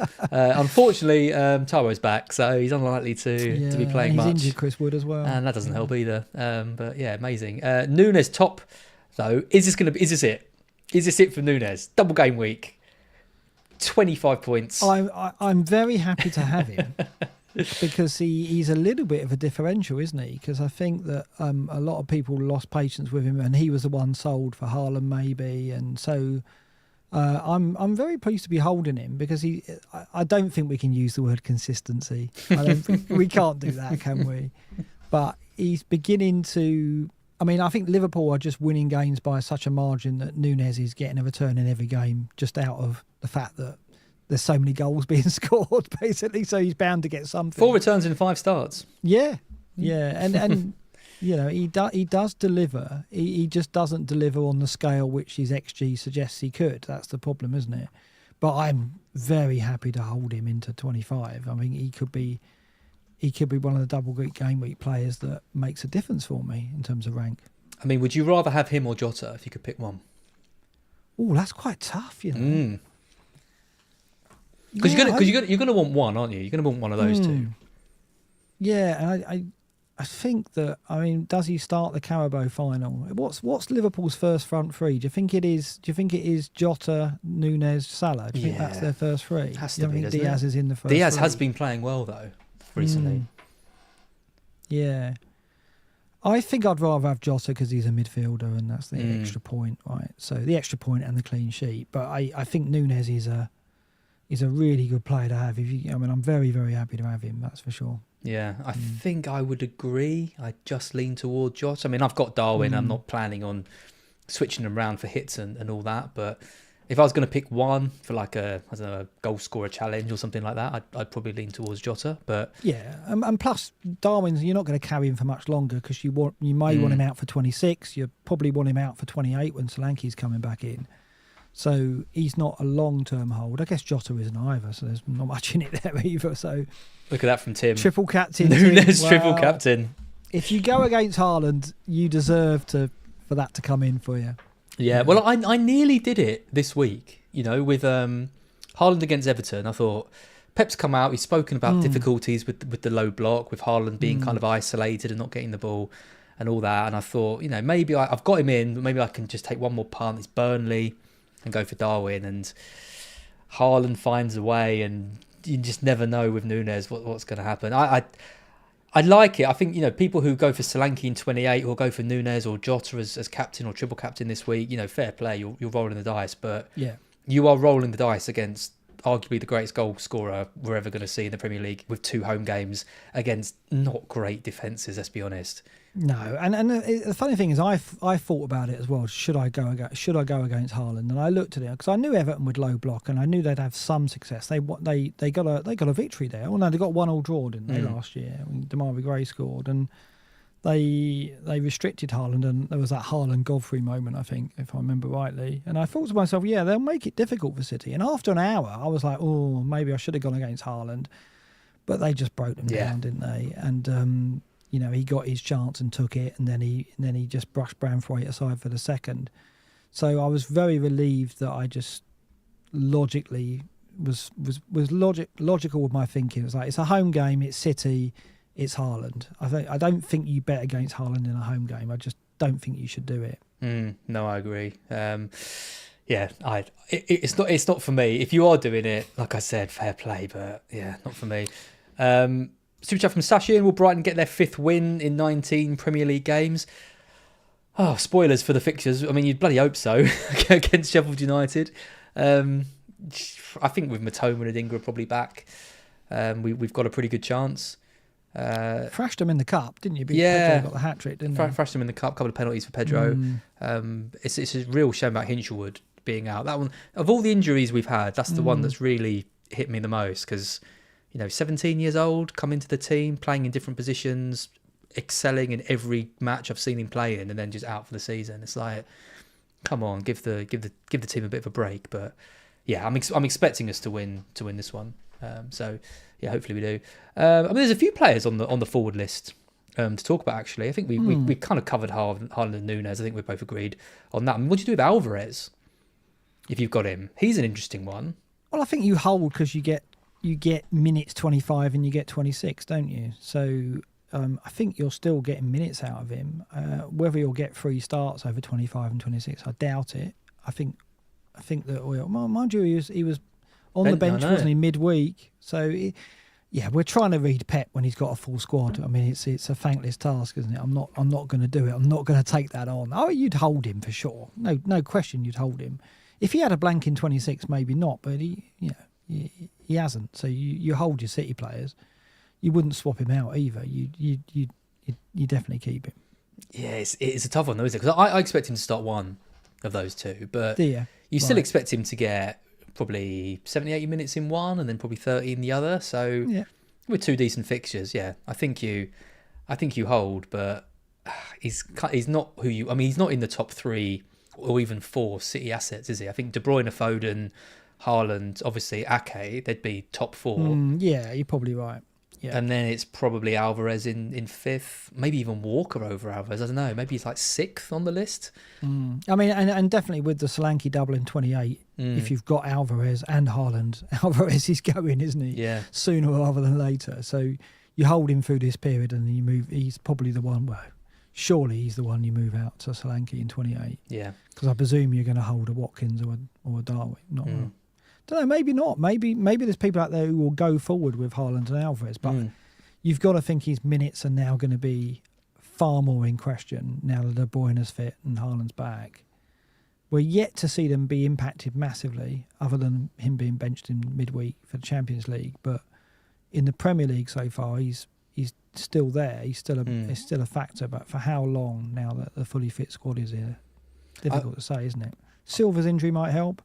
Grealish injury might help. Yeah, true. So. Yeah, these are all, exactly when players like that are getting injuries, it boosts the impact. I mean, really, like I think Haaland, Watkins, Tony, that's the midterm kind of front 3. Obviously, Darwin this week. You need Solanke for 28, don't you? And then Solanke for 28. Yeah, I mean that's the thing though. There's better options, isn't there, than Alvarez? There is. Yeah. There is. Yeah. Yeah. Okay. Well, I guess with Solanke, what is the best 3 after this week? Like you say, it has to be Solanke, it has to be Haaland, and then it's one of Tony or Watkins. Probably. Well, it's Watkins, Tony, and Solanke probably in the pot, aren't they? And obviously, the benefit of Tony is 29. The benefit of Solanke is 28. Watkins doesn't have the double and doesn't have 29. Good fixtures though. So.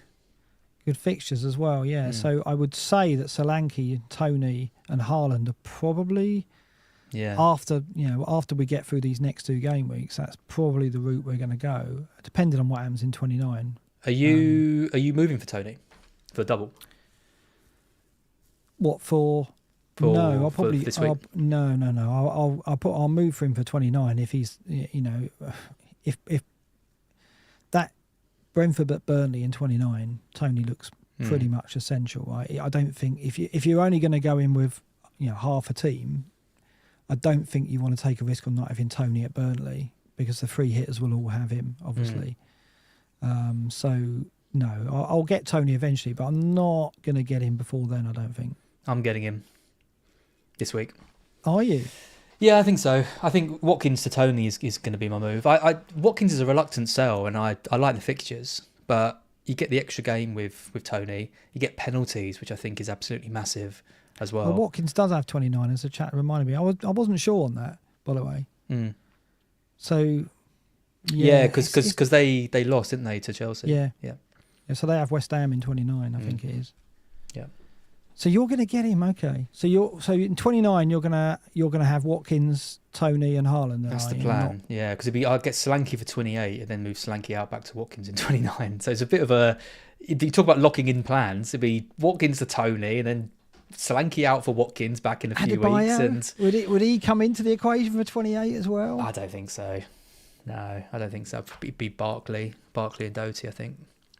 I mean, this is the thing. Like if you're wildcarding in 30, you can sell Haaland, right, for 29. That's the benefit of wildcard in 30. Yeah, and actually, when you look at the models, you look at FPL Review, selling Haaland is the optimal move. I think he might even be the optimal move in 28 when they've got Liverpool.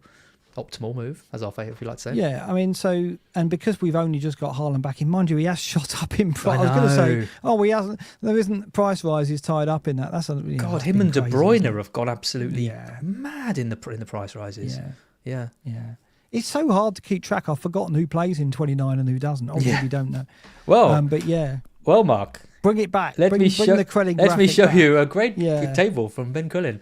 So it is the forwards that are interested, isn't it? Because I mean, Tony's got Burnley in 29. That's nice. So you've got to have Tony and you've got to have Watkins. There's no question you've got to have those two, because they will be captain potential in that game week. And you've got to have Spurs players at Fulham. So you've got, you might not have Richarlison now, but you're going to need to bring him in ahead of 29 probably. Or Son, of course, right? Son is a really exciting one, I think, because I think that might be where I go with De Bruyne, for example. Yeah. It's nice to have that money in De Bruyne and then move him to Son, maybe even in 27 for Crystal Palace at home. But it's just how early you make these moves. Ideally, you delay, for players that you don't want but you need for 29, you want to leave them later, don't you? Obviously, because you don't want them in your team up to that. But you can hold Watkins through this period. Look at that. I mean, Forest at home, Luton away, Spurs at home, and then the 29. It's a great run. So for me, it's Darwin who's going to make way for Solanke. And then I have to make a decision going into 29. It'll probably be Haaland to Tony at that point. But this is why these transfers are so precious going into this week. Because if you are loading up on these Luton and Liverpool players, and you're going to have to be making moves in 26 or 27 to get rid of them and free money up, then because we're already planning two moves I'm already planning two moves for Tony and Solanke, and then back to Watkins. That's 3 transfers in 4 weeks. Yeah. You're taking hits, but that's okay. Taking hits in 29 is okay, because they're not really 4-point hits, because you're getting, you'd think, 2 points back, aren't you, for the players that play. And you can bring in some trash if you've got a wild card in 30 or 31. That's the idea of wild carding straight after. You can bring in players that you don't want to go forward with, but you want to take hits for them to get them in for 29. And I guess a player like Tony at Burnley, you take a 4-point hit to get Tony, wouldn't you? Yeah. Do you think he's going to get something out of that? Likewise Watkins, likewise for Richarlison or Son. So you don't need to get them in ahead of 29. You can get them in, you don't need to get them well ahead of 29. You can take hits going into 29 for players like that, because you think, well, it's hits well spent. So it's a balance between planning for 29 early and making some sacrifices for players who have got better fixtures, who are better players, and getting those players in early for 29. I'm all for just taking a few hits into 29 myself, rather than planning too meticulously and going, right, I need Richarlison now, let's get him in for 27. I don't know if I want to do that. I might do. It might be the path I go, but as I say, I'm quite zen at the moment. I'm quite week to week, and I'm not against taking a flurry of hits going into 29. I'll tell you what will be interesting, and that's if Forest do a number on Manchester United in the Cup. Because Man United's fixtures are really nice. Luton, Fulham, okay, Man City away, obviously that's not great. But then Everton, and then if they were out, they'd have Sheffield United at home in 29. And if we go back to the forwards, a player that we've kind of much maligned on this podcast over the year is Højlund, who's come in now, 5 goals and 2 assists over the last 6 game weeks. He's starting to hit his stride, isn't he? Yeah, I guess he would come into the equation as well if they dropped in 29. I think the forwards is the toughest position over this period, because there is a hokey cokey going on. There has to be, because of the way the blanks and doubles fall. When the Solanke double dropped in, it made it worse. So we've got no options but to move those positions quite regularly over this spell. It all really we can't sit here with any certainty because of the FA Cup, but we'll know soon enough, right, how that shapes up, and then our plans can be formed with a bit more certainty. Yeah, it's interesting, because we had pretty much written him off, hadn't we, from this, but it looks like, all things considered, Manchester United, they're still not looking massively impressive, but they're finding a way to get results. And the front three are good, and the kind of getting rid of Sancho. Okay, you could argue could more have been done to keep him happy and get him playing to the ability that he's obviously got, but they kind of got rid of that toxic kind of cloud, and with Garnacho and Rashford, they dealt with that, and now he's back in the team and Højlund's starting to play. They hope for a decent end to the season, and with fixtures quite good, they might be a team to consider. Yeah. And Højlund next season would be interesting, wouldn't it? Absolutely. Just looking at the season data for forwards, just to see if there's anything. I mean, Tony's come straight back in, hasn't he? And he's now 7th for forwards, 0.63, just ahead of Watkins, who's had better fixtures as well. And as I mentioned, has got the penalties. There's not much in it between those two. I think they're both really good options.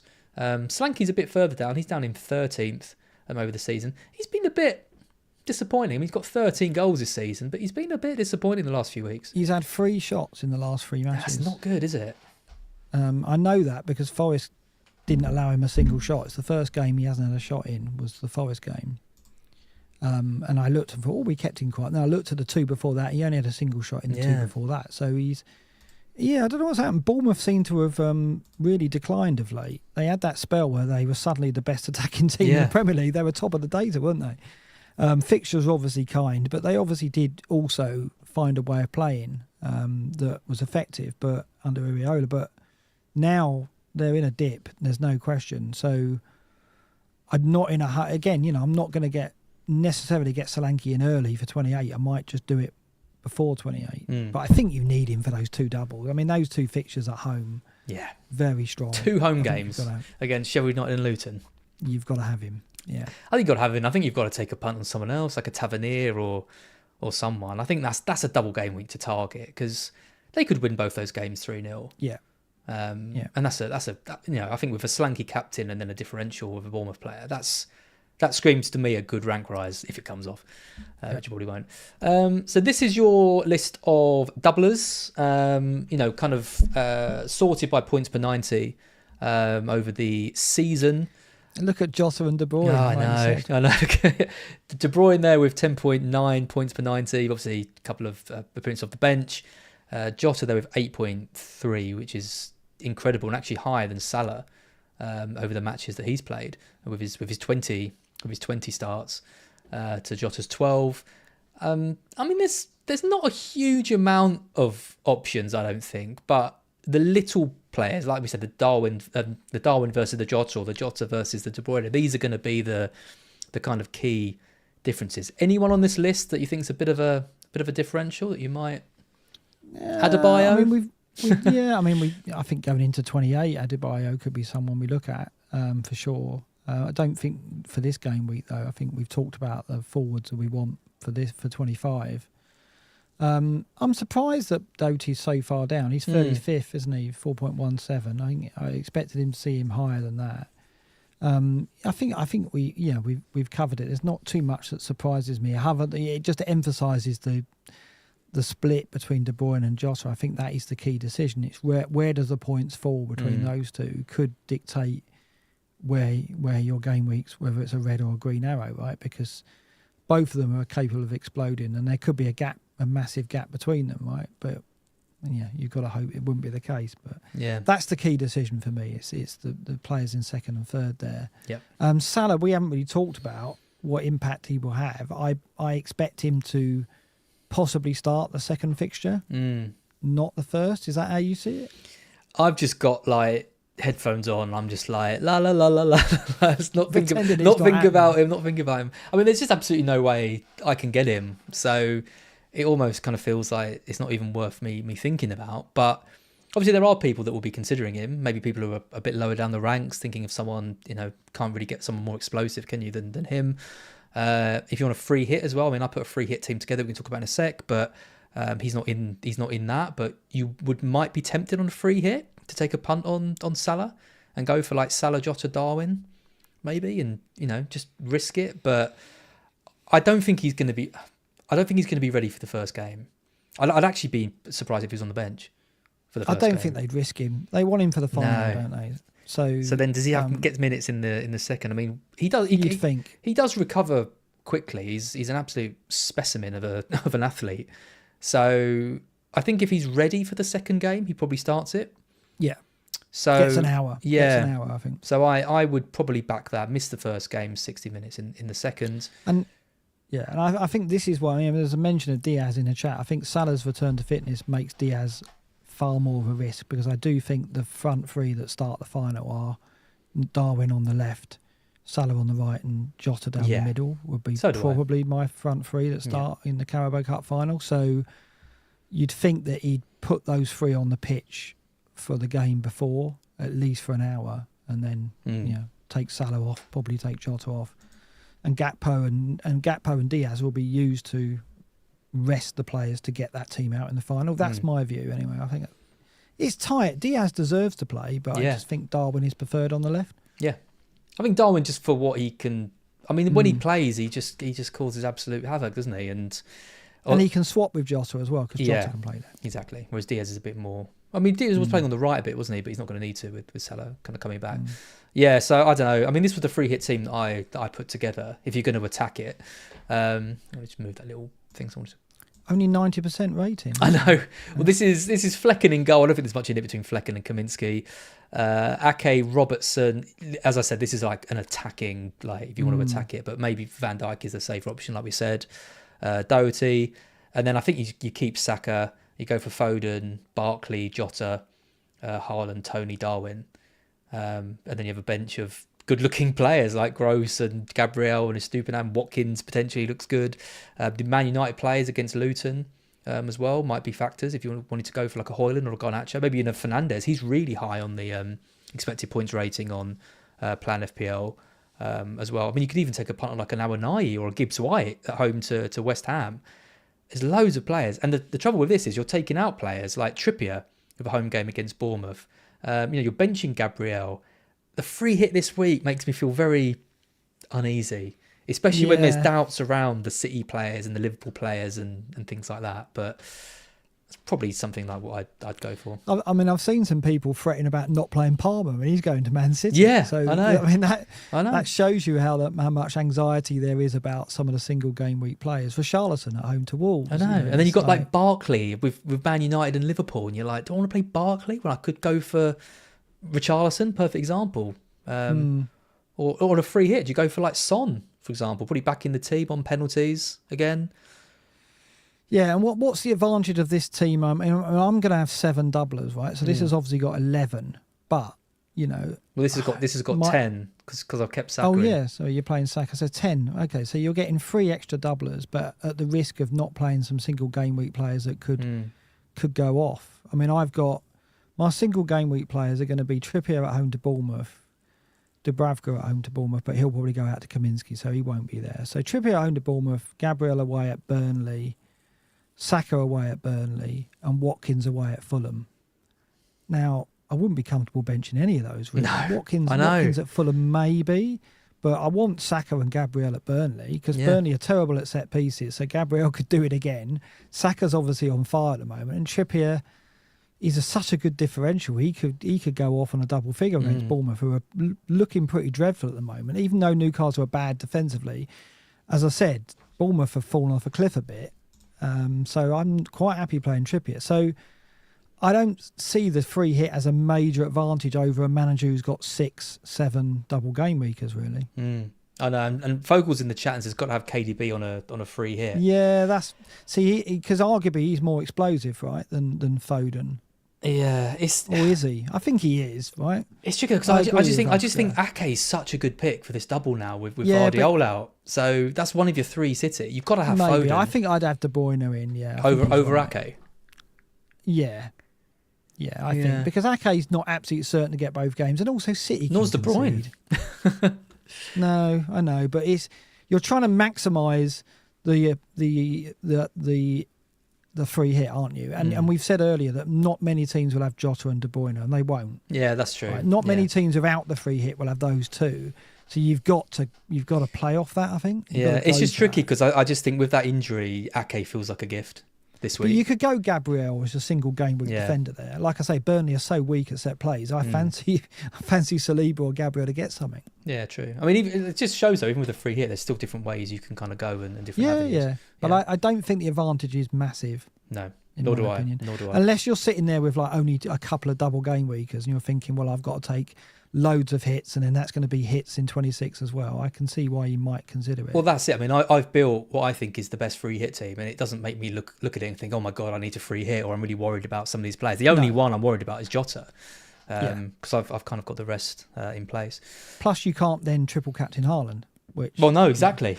I know, exactly. And people doing the bench boost. Same thing as well. And Manchester's just said that in the chat. Just before we come over to the fixtures, and we will go through those quite quickly because we are, again, this was one of those ones, we were an hour and 20 in. I was like, we're flying through this. I've got a Deliveroo coming as well. So oh, no. Other takeaway services are available. Is that due in at 9? It is. Okay, we'll power through. Just before we do, just a shout out to Fantasy Football Scout, who obviously sponsor BlackBox throughout this season. There's a free trial at the moment, and all the stats, if you've enjoyed the stats and the tables and all of those things, do check out the Fantasy Football Scout premium members area. Like I said, 7-day free trial. I think it's 20% off as well. There's a code in the description of this video, which you can check out. If you haven't been to Scouts members areas before, prepare to lose yourself in that for a few hours. Tell your family you'll be going missing for quite a while. And if you're debating things like Jota versus Darwin and KDB versus Foden, then it's the best place to do that. So yeah, do check it out and support the site. We're obviously very grateful that they support this stream. Right, let's fly through some of these fixtures. Then let's take the double game weeks as they come. So Brentford and Liverpool. We've both gone for a Liverpool win. I've gone for a 3-1. You've gone for a 4-2. Goalfest. And in the second game against Luton, I've gone for a 3-1 and you've gone for a 3-0. So you've gone for 7 Liverpool goals over the 2 games, and I've gone for 6.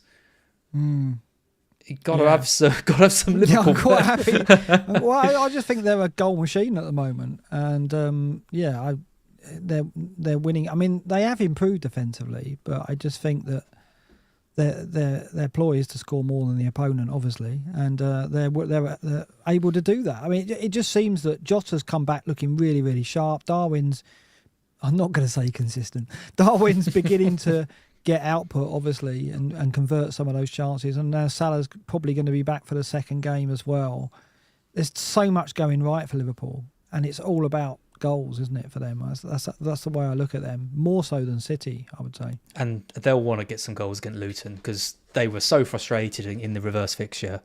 At Luton. Darwin was terrible. Oh God! And it was Kabore in the last minute. Was he ran down the wing and then put in a great cross for them to nick? Was it 1-1? Nick the draw 1-1? Yeah, it was a draw. Yeah, they equalised late. Yeah. So yeah, I mean, obviously bringing your assets. I mean, captaincy options are really good with Liverpool. It's just a shame that we've obviously got City with the 2 doubles as well. We'll go over to them straight away. We've got City Chelsea. I've gone for a 3-1. You've gone for a 2-1. And then in the reverse, I've gone for a 3-0 and you've gone for a 2-0. So you've gone for 4 goals for City. I've gone for 6 again. So fewer goals for City. You've picked in this. Just because I think City are able to go, we'll manage this out now. We'll hold the ball and we'll manage the game out. Well, that's not Liverpool's style. Liverpool's style, I think, is more, we'll go for the throat still. They haven't got players who can do that like City have. Like, I think City can keep possession, run the ball into the... You do see City do that, don't you? Run the ball into the corner with Haaland and Grealish, and then to play silly buggers over in the corner just to frustrate the opponent. Liverpool aren't doing that. Liverpool never do that. They just keep going. So that's why I just think that they'll edge them out for goals over this game week. Yep. And then coming over to some of the single game weeks, so Burnley-Arsenal. I've gone for a 3-0 Arsenal. You've gone for a 2-0 in that. Your Sakas, your Gabriels, you've mentioned about the set piece. Threat that Arsenal have got and the vulnerability that Burnley have as well. I mean, they'll probably nick a goal, won't they? Now we've said all that, Burnley, but it looks good for Arsenal in that match. I mean, there's people out there. I mean, late rise, if you say, hasn't got Saka. Like, we're talking about, moving for being worried about De Bruyne's and Jota's and Darwin's and all that. You'd be worried going into this without Saka, wouldn't you? Yeah, I mean, he's obviously on some of the set pieces and he's their key attacker, isn't he? But I mean, the points could go elsewhere. They certainly could go to Martinelli and Odegaard, and so it's not certain that he returns. I just think he's had that purple patch. Whether that is, I don't think it's a form thing. I think it's just the chances have fallen for him and he's converted. Whereas before he just wasn't. Yeah, that's what I think, exactly. Taking those opportunities. I don't think the data's changed that much, or his roles changed. There's been tactical tweaks. Just think he's taken his chances. Yeah. So I think if you did sell him, you've been unlucky, basically. Well, I was thinking of selling him, and then I was lucky because I did the FPL pod and I did a bit of research on Saka, and his stats this season were literally identical, if not slightly better, to last year. Yeah. And it was like, well, that's just an easy hold then. Yeah, exactly. I don't think he was a sell in the first place. No. But you have been punished rather severely. Yeah. I mean, Luke de Benedict is someone who, thanks to the Super Chat, doesn't have Saka. Sold him last week. So with the plan to go Palmer to KDB, but would you actually favour Saka over De Bruyne? Not for the double. No. You've got to go with a double game week player, haven't you? You've got to take that chance. I think you stick with Palmer to De Bruyne if you've got the money to do that. I think, but not easy to go without Saka. Fulham Villa, we've both gone for a 2-2 in this. I mean, Watkins to Tony, that's the kind of the main talking point. I think with this game. Yeah, I'm doing it. Yeah, attack the doubles and all that. I think just with penalties, it's just fun, but I have a lot of love for Watkins after the 17-point captain that he got me the other week. So, yeah, it's not an easy move. Newcastle-Bournemouth. We've both gone for a Bournemouth goal, but Newcastle to win in that. Holding Gordon? Yeah, I think I would if he's going to play up front in that game. I think there's goals for Newcastle. They've got to outscore their opponents at the moment because they're letting in goals at the other end. So they don't win games 1 or 2-0 at the moment. So I'm predicting a 3-1. I think that's pretty much a decent prediction. I don't think Bournemouth are in form, so they'll concede. And, yeah, Gordon should be in the points if it comes out like that. He's a hard sell, isn't he, playing up front? Yeah, I think he's a difficult one to bench or sell, yeah. Yep. Forest West Ham. I've gone for a 2-1. You've gone for 2-0, both backing your team to win that. Spurs Wolves 2-1 each, although no fullbacks it seems for Spurs with Adogi, Adao and Porro as well. Obviously that will harm their chances, and Wolves aren't. Neto could have a field day, couldn't he? But then there's no Cunha that's a big blow for Wolves. And I was not expecting Brentford to win that, 2-0 or 3-0 or whatever it was. That was a big surprise. Then on the Sunday we got the big game of the week, Sheffield United versus Brighton. I've gone for a 2-0 in that. You've gone for a 2-1 to Brighton. I've got a big decision to make whether to play Stupinan or not, which we'll come to in a bit. Because then the other game of that is the other player that I could play, which is Garnacho. You've gone for a 3-1 Man U win in that, and I've gone for a 2-1 as well. So they're quite interesting games. Those two, I think, there's going to be quite a lot of benching of Brighton players. I've seen a few with Gross, with Estupinan. There'd be investment in Manchester United because Højlund's been so good, and we know the fan base of Man U is so high. And then with Doherty's and Adebayos as well. So, yeah, interesting 2 games. And then, Mark, Monday night, let's be honest. If ever... Yeah, I don't think that's even... you can't make an argument for God. it, can you? Why is that the game on Monday night? Everton versus You need Palace. a late night garden centre on Monday, don't you? Oh dear, yeah. It's funny, isn't it? Sometimes you're at work and you think, there's a game on tonight. And you think, I can't remember what it is. What is it? And you look at your phone and you go, I mean, Palace, Chelsea was bad enough last week. But I mean, it's a big game for both teams. I mean, Everton, I think, can win this. The state Palace are in, they look very, very ordinary. And obviously Hodgson today is taken ill and we wish him a speedy recovery. All the talk is, though, he's going to lose his job. I don't know if that's been confirmed for obvious reasons because he's taken ill. I mean, Everton need the win, and I think they can get it here. But it won't be an attractive game, I don't think. No, I'm not watching it. I'm going to do whatever I can to avoid watching that game. I'll tell you that. We mentioned the Godfather tier members earlier. If you are interested in joining, we've got a brilliant Discord channel, which is really starting to kick off now. You get access to the Godfather League, where there'll be some prizes. We're going to try and arrange a meetup this season as well. We've got to do that. And you get access to the Godfather Tier Prediction League as well, which is fun. I'm currently 13th, which I'm really happy with in that. You're not even on the top 20 mark, so yeah, come on. Pull your socks up. I thought I'm 17th. What's that? Who's that who's 17th then? Is that you? Well, it's someone called Mark. Someone called Mark. Maybe that is you, actually. Okay, yeah. I thought you'd be. Don't know why I think that. I thought you'd be in as Mark S. Yeah, no, that might be you, actually, with around 50%. Yeah, okay. I'll give you that. And there'll obviously be a prize for this and the different leagues that we're running. So if you're interested in that, there's a link, again, in the description to join the channel, and we get you into all those different things. I don't think we need to do captains, do we? It's pretty... No, it's got to be. I mean, there you go. Haaland, I think. Yeah, it's on the Unless screen. you're playing another chip. Yeah, on Haaland. I mean, if you really fancy a punt on Nunes or Jota, go for it. But I'm just so in the Haaland camp this week. I can't even begin. So this is how I'm lining up at the moment. I've got Martinez in goal with Trippier, Gabriel, Doherty. I'm playing Estupiñán at the moment, but it'd be just like us to concede some stupid goal to Sheffield United in the 89th minute. Saka, Foden, De Bruyne, Haaland triple captain. Watkins to Tony will be the move. And Darwin and Palmer and Garnacho on the bench. What can possibly go wrong with that? It might be Garnacho over Estupiñán. I would play Garnacho over Estupiñán. Yeah. Yes. No question for me. Yeah. Like I said earlier, I play the attacking player. I'd just rather watch my attackers. So I'm also still a bit and I'm still a bit worried about his minutes as well, because he was at fault for the final goal for Spurs as well in the 96th minute. He was trying to play, the offside trap and just got it wrong, and then had to scramble back and couldn't. And then he's been erratic, hasn't he? He has been very erratic from coming back and looking so sharp to suddenly looking so erratic.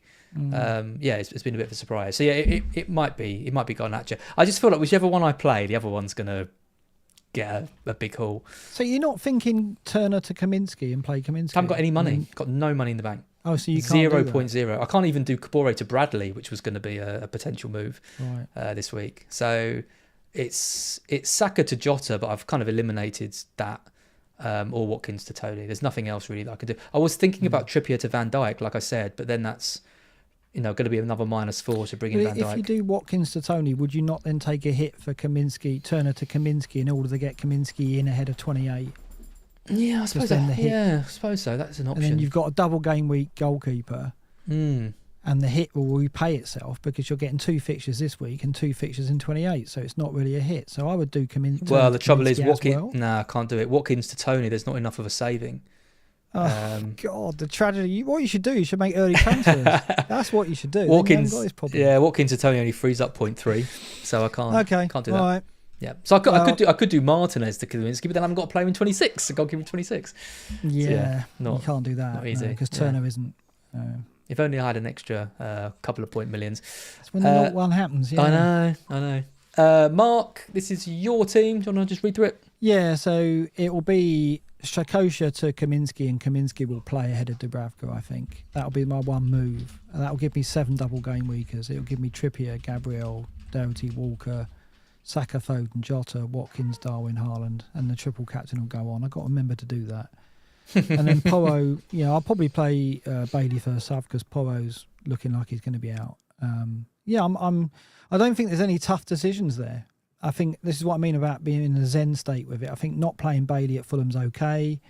That's not really a dilemma. I don't want to go to Tony yet because I do think Watkins could do some damage at Fulham. And I don't want to take a hit, an extra hit. I don't think I need it. I mean, Strakosha to Kaminsky, that is a powerful bench. Yeah, because put Dubravka on the bench. If Porro was fit, it's a decent bench. Yeah, isn't it? That is a strong bench. But you're still not going to bench boost over the triple captain, I don't think so. No. Okay, so yeah, it feels nice to have active bench though, doesn't it? Because then you can look at the bench boost every week and think, is this the one? Is this the one? And I do think 37. I don't know if I want to play it then. So if I get the chance to play it before 37, I would. But we'll have to see. Yep. Absolutely. So now we're going to come into the final bit of the show. Just recap some of the Black Box League so you can go and get your Deliveroo. Kevin Prendergast is still top of the Black Box League. Congratulations. I think he slipped a bit, but then he's come back up. 1,597 points. I mean, that is 94 points ahead of you, and you're having an incredible season. Yeah. So absolutely smashing it. We've got Chris in second. We've got Henry in third. John O'Shea in fourth. Mark Ogier in fifth. Dave Bennett in 6th, Alex Boyle in 7th, Peter Cameron in 8th, BV in 9th, and Jeremy Khalud in 10th. The Apprentice League is getting exciting. I mean, not for you, you're way ahead in first. But Ryan's in 2nd, Liesel's in 3rd, I'm in 4th, but only 20 points. Yeah, only 20 points separate us now. Poor Nat is really down in the mire this season. Hope she hasn't given up, but she's 150 points off me, so That's not. It's been cruel to her this season. It has. Definitely not where you want to be. Looking at the Godfather League, we've got Richard Smith in first. He's in the top 100. He's like 70 something. 1,592. Amazing. Would that put him top of the 1,592? He's Puts him second. not in the Black Box League. Come on, Get Richard. in the Black we Box need you. We need you. Yeah. He's thrashing Pratic, who's having a great season as well, in second. Nick Baker's in third. Conor Gray in fourth. Avi Proctor in fifth. Nathan Joblin in sixth. Chris Tanya in seventh. Mr. Mark Sutherland's in eighth. Tom Gould in ninth. And Chris in 10th. Have you seen in the Second Chance League that we started for this? There's You're like doing well. 2 points between us. Is there? Yeah. Yeah. And as I've always said, the Second Chance League, that is the I big came one. like 3k in that last year. So I did amazing second half. But It's very rare to have it's rare to have a good first half and a good second half, isn't it? You kind of normally do one of us will do one or the other. Yeah. Normally the second half. Yeah, well, it still go wrong for me, so we'll see. Won't we? And I also want to do a big shout out to Fest as Fest is well. on. New venue. Absolutely. Looks good. Anyone who's not aware, Fest is the biggest FPL meetup there is. It'll be in Waterloo. Waterloo again? Is that where it is? It's Vauxhall. Oh, it's Vauxhall this time. I thought it was in Waterloo. Oh, it says there, Vauxhall Food and Beer Garden. There you go. It's in Vauxhall, central London. You can get early bird tickets, which are on sale now. It'll be on the 16th of August at 3 p.m. And as Mark said, the key thing is... We'll be there. New venue. We'll be there. I'm not sure that's the main thing. The match will be on as well. But the match will be on. The football will be shown, providing there is a Friday night game.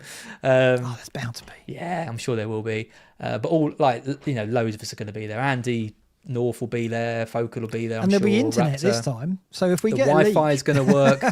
so, but no, it's going to be great. Yeah. So why not just get your ticket now? I think they're £15 for the early bird ticket. I don't know. I should know, but I don't know. But get involved in that. It was announced when I went underground on Twitter. Did it? On there you go. For a couple of weeks. So. Yeah. And if you are going and worried about meeting people, don't. You're going to meet loads of great people there. Send Mark or me a message. We'll meet you and show you around and introduce you to some people as well. Yeah, it's just a really fun, nice night with loads of people who are really into FPL. So definitely check it out. Go to ff-fest.com. Mark, great to have you back. It's a pleasure to be back, and I'm glad I'm doing bits again. And I'll maybe start the walkabout vids soon as well. And in fact, I've pinned a comment for you right from the start of the stream from Andrew Sands, which just says, "In time, will you start the walk around videos again, Mark?" I'll see what I can do, Andrew. Yeah. It's good to be doing stuff again, and like I said, I think I wanted to step away, and I don't know how much I'll be doing on Twitter for a while, but I'll read, but I'm not sure I want to post too much. Look, yeah, but no, obviously I've missed doing this, and this is this is obviously something I love, and I'm never going to stop doing. Hopefully, while I've still got my mind, and some would say I lost it a few times in the season already. Got another year then.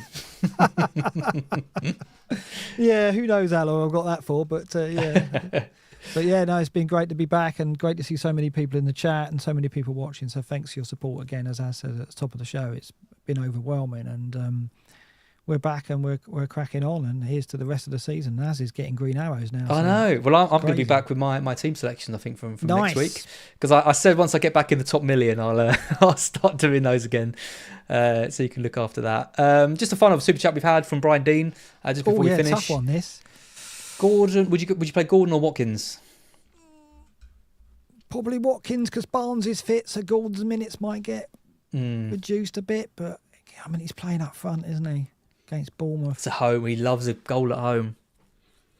He does like a goal at home. I'd play Gordon, I think. But... Yeah, I think for that reason. Yeah, I don't think he's blanked at home all season, has he? Even in the game he went off at half time when I had him. He got the assist. Yeah. I don't think you can bench Gordon at home. And although Barnes is a threat to his minutes, is he a threat to his minutes when there's no striker fit? Probably not. So, Gordon, even though I sold him going into this week, play Gordon. And I just want to put up my favourite comment just to finish from your son. Everyone tell Mark his Wagamama's arrived, so we'll let you go. Oh, brilliant. Okay. Amazing. Right, thank you everyone. Like I said before, do like and subscribe to the channel if you haven't already. Mark and I will be back next week at some point to reflect on the double game week. Good luck with all your transfers, and we'll see you very soon. Bye-bye.